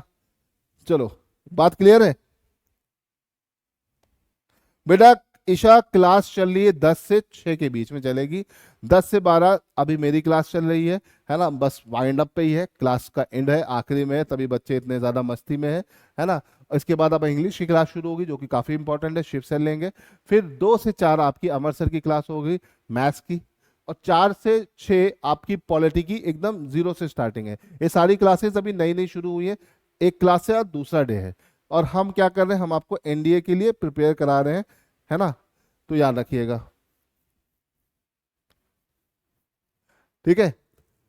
और लाइक और शेयर करते रहो बेटा, और सेशन को शेयर कर दीजिए। शिव सर आने वाले हैं और वो उनका इंतजार बहुत सारे बच्चों को है। ठीक है, चलो। अरे करण, तुम ही तो बोल लेते कि रिकॉर्डेड क्लास है, तो मैंने कहा लो थोड़ा कमेंट पढ़ लेते हैं, है ना। चलो चलो, देखो हमने यहाँ पे बात किया था, डेफिनेशन ऑफ लाइट हो गया था। अब बढ़ते हैं रिफ्लेक्शन की तरफ। रिफ्लेक्शन क्या होता है बेटा? लाइट जब किसी सरफेस से लड़कर वापस बाउंस बैक करती है तो इसे हम क्या बोलते हैं? इसे बोलते हैं रिफ्लेक्शन ऑफ लाइट। ठीक है, क्लियर है। अब रिफ्लेक्शन ऑफ लाइट की जब हम बात करते हैं तो लॉ ऑफ रिफ्लेक्शन आप लोगों ने पढ़ा होगा। 2 लॉ होते हैं, क्लास 9 10 में आपने इससे इंट्रोड्यूस हो गए होंगे। ठीक है, पहला लॉ क्या होता है, इंसिडेंट रे, रिफ्लेक्टेड रे और नॉर्मल सब किस में होते हैं बेटा, एक ही प्लेन में होते हैं, है ना। पहला लॉ क्या बताता है, इंसिडेंट रे मतलब आपतित किरण, परावर्तित किरण और अभिलंब तीनों एक ही समतल में होते हैं। तो देखो ये एक 3D डायग्राम है, इसकी मदद से आप देख सकते हो और इसको समझ सकते हो, है ना। ठीक है, अब अगर हम यहाँ पे बात करते हैं तो रिफ्लेक्शन के पहला लॉ क्या है, incident ray, reflected ray and normal are lie on the same plane, है ना, इसे याद रखिएगा। ठीक है, और दूसरा क्या है, angle of incident is equal to angle of reflection, है ना। आई किसके बराबर है, आर के बराबर होता है। ठीक है, तो ये रिफ्लेक्शन के दो लॉ है ना। ये लॉ आप लोगों ने क्लास 9-10 से पढ़ना शुरू कर दिया था, इसको पढ़ा ही होगा आपने। ठीक है, इस रिफ्लेक्शन पे बेस्ड आपके पास एक ऑब्जेक्ट होता है जिसको हम बोलते हैं मिरर, है ना। मिरर की बेटा अगर हम बात करें तो ये पेपर में अक्सर क्वेश्चन बनाता है। ठीक है, मिरर को अगर हम बात करते हैं तो मिरर आपके पास दो तरह के होते हैं। अब ये यहां से क्वेश्चन आपके पेपर में बनता है। ठीक है, पहला मिरर कितने तरह के होते हैं, मिरर होता है दो तरह का, पहला होता है प्लेन मिरर, ठीक है, और दूसरा होता है स्पेरिकल मिरर। प्लेन मिरर को हिंदी में बोल देते हैं बेटा समतल दर्पण, क्या बोल देते हैं, समतल दर्पण। और स्पेरिकल मिरर को अगर हम बोल देते हैं तो उसे हम बोलते हैं गोलीय दर्पण।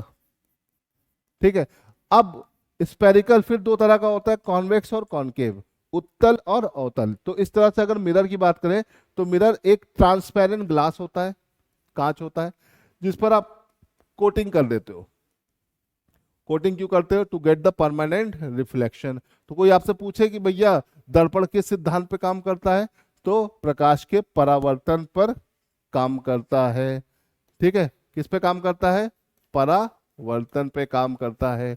ठीक है, ठीक। अब कांच जो होता है, कांच के ऊपर कोटिंग किस चीज की होती है, तो वो होती है बेटा आपकी सिल्वर नाइट्रेट की। कांच के ऊपर कोटिंग किस चीज की होती है बेटा, AgNO3 की। क्लियर है, समझ गए। चलो, तो ये तो बात हो गई किसके बारे में, मिरर। ठीक, प्लेन मिरर बेटा जो है पहले हम इसको जानेंगे, फिर स्पेरिकल मिरर को जानेंगे, है ना। टाइम हमारे पास ज्यादा बचा नहीं है तो हम आज प्लेन मिरर को कंप्लीट कर लेते हैं। नेक्स्ट क्लास जो कि इसी वीक में होगी उसमें हम स्पेरिकल मिरर को कंप्लीट करके रिफ्लेक्शन से रिलेटेड जो भी क्वेश्चंस बन सकते हैं आपके पेपर में उसको समझते हैं। ठीक है, देखो रिफ्लेक्शन, हमने पहले लाइट की पहली प्रॉपर्टी उठा ली, क्या उठा ली, रिफ्लेक्शन। रिफ्लेक्शन का बेसिक रूल्स है वो मैंने आपको बता दिया। अब आते हैं प्लेन मिरर के ऊपर, है ना। प्लेन मिरर के ऊपर हम जानते हैं मिरर दो तरह के होते हैं, तो प्लेन मिरर के ऊपर चलते हैं। प्लेन मिरर की अगर हम बात करते हैं बेटा, तो इसमें जो भी हमें वस्तु का प्रतिबिंब मिलता है वो आभासी होता है, वर्चुअल होता है। कैसा होता है बेटा, वर्चुअल होता है। ठीक है, अगर हम इसमें बात करते हैं तो देखो यहां पर इमेज है तो प्लेन मिरर के अंदर कैसी बनेगी, वर्चुअल बनेगी। ठीक है, फिर अगर हम बात करते हैं तो इमेज कैसी होती है बेटा, लैटरली इन्वर्टेड होती है। लैटरली इन्वर्टेड मतलब मिरर में अगर राइट हैंड देख रहे हो तो लेफ्ट दिखेगा, लेफ्ट देख रहे हो तो राइट दिखेगा। ये देखो, समझ में आई बात, लैटरली इन्वर्टेड होता है, राइट लेफ्ट, लेफ्ट राइट हो जाता है। ठीक, फिर आगे बढ़ते हैं तो इमेज हमेशा कैसी होती, इरेक्ट। इरेक्ट मतलब होती सीधी इमेज बनती, कैसी, सीधी। इरेक्ट मतलब होता है बेटा सीधी। ठीक है, यहां पर इस पे मत ध्यान दो, ये गलत है डायग्राम।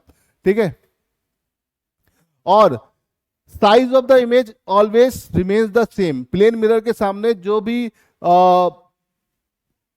इमेज बनती है उसका साइज कैसा होता है बेटा, सेम होता है। सेम मतलब जैसे अगर आप 6 मीटर के हो तो 6 मीटर के सामने दिखेगा ऑब्जेक्ट, अगर 10 फीट का कोई ऑब्जेक्ट हो सामने 10 फीट का दिखेगा, कुछ इस तरह से दिखेगा। जो साइज इधर है वो साइज इधर होता है। ठीक है, इसे याद रखिएगा।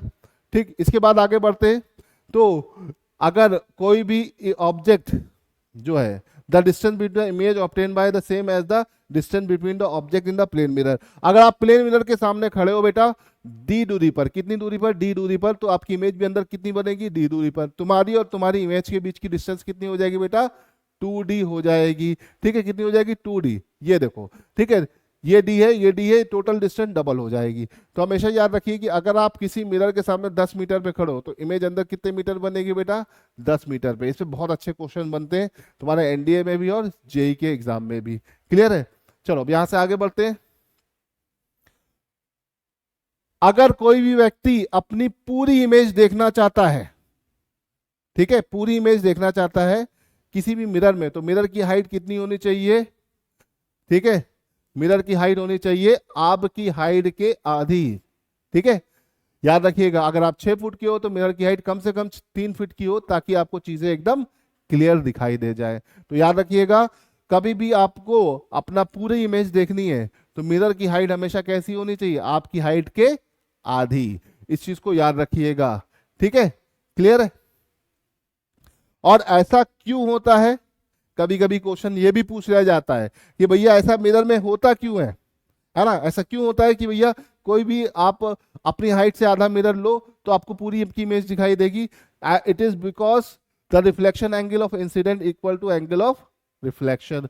तो एंगल ऑफ इंसिडेंट और एंगल ऑफ रिफ्लेक्शन आपस में बराबर होते हैं, ऐसा इस वजह से होता है। This is the primary reason. ये अगर पेपर में आएगा तो इसको गड़बड़ मत करिएगा। ठीक है, क्लियर है? चलिए, हाँ, ये एक अच्छा क्वेश्चन है। इस क्वेश्चन का आंसर देखो, ये क्वेश्चन सब लोग नोट कर लो। ठीक है, और इसका आंसर बहुत इंपॉर्टेंट है ना? ठीक, the minimum size of mirror required to see the full image of wall behind a man standing at the centre of the room. है ना बेटा, तुम अगर किसी रूम के सेंटर में खड़े हो और तुम्हारे पीछे ये वॉल है ना, तो इस वॉल को पूरा देखने के लिए मिरर की हाइट कम से कम कितनी होनी चाहिए? है ना? अगर, ठीक है, वॉल की हाइट कितनी बेटा? h है। एक क्वेश्चन है, बहुत ही अच्छा और जानदार क्वेश्चन है। इसमें मैथ का बहुत सारा अच्छा लॉजिक लगेगा। ठीक है, समझ गए? तो जल्दी बताइए, 5 मिनट बचे, 5 मिनट। ठीक है, इसका आंसर सब लोग कमेंट में बताओ। ठीक है, बहुत आसान सा क्वेश्चन है, इसका आंसर मैं नहीं बताऊंगा, मैं अगली क्लास में आके इसको आपके साथ डिस्कस करूंगा। है ना? क्वेश्चन बहुत सिंपल सा है। आप किसी रूम में हो, रूम के पीछे एक वॉल है, पूरी वॉल की हाइट h है ना? आप रूम के बीच में खड़े हो और सामने एक मिरर लगा है, तो मिरर की हाइट कितनी होनी चाहिए कि आपको पीछे पूरी दीवार दिख जाए? ठीक है, तो उसको बताना है। जल्दी से बताओ, जल्दी से बताओ बेटा, सब लोग खटाखट। ठीक है, वे, और ये आज का आखिरी क्वेश्चन है, यहां से हम समाप्त करते हैं। अब शिव सर का आने का टाइम हो गया है। इंग्लिश की क्लास बहुत धमाकेदार होगी। ठीक है, और इत्मीनान से पढ़िएगा। देखिए, इंग्लिश बहुत ही मेजर सब्जेक्ट है ना? साइंस की जैसा ही है, 50 क्वेश्चन वहां पे भी, लेकिन 50 वहां पे, लेकिन वहां पे English is a scoring area. Science थोड़ा टेक्निकल पड़ता है, तो आर्ट्स और कॉमर्स वाले बच्चे थोड़ा सा इसमें बैकलैग करते हैं, लेकिन अगर आपने इंग्लिश पढ़ रखी ढंग से तो आप बहुत अच्छा स्कोर कर सकते हो बेटा। है ना?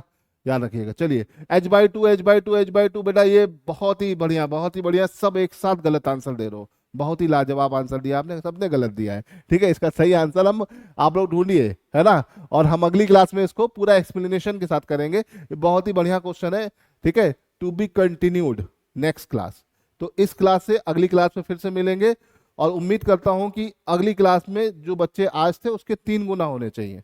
है ना? जितने भी आपके दोस्त हैं जो एनडीए की तैयारी कर रहे हैं, उन सबको बताइए इस क्लास के बारे में, जिससे सबका भला हो सके। ठीक है, सबका गलत आंसर है। हाँ, Sanjeev Sharma h/4। Okay, very good, एकदम गलत जवाब देते हो बेटा सब लोग। है ना? चलो, फिलहाल आज के लिए इतना रहने देते हैं। अब आपकी क्लास होने वाली है किसकी? अब तुम्हारी क्लास है इंग्लिश की। चलिए, फिलहाल आज के लिए इतना रहने देते हैं। जय हिंद, मिलते हैं नेक्स्ट क्लास में।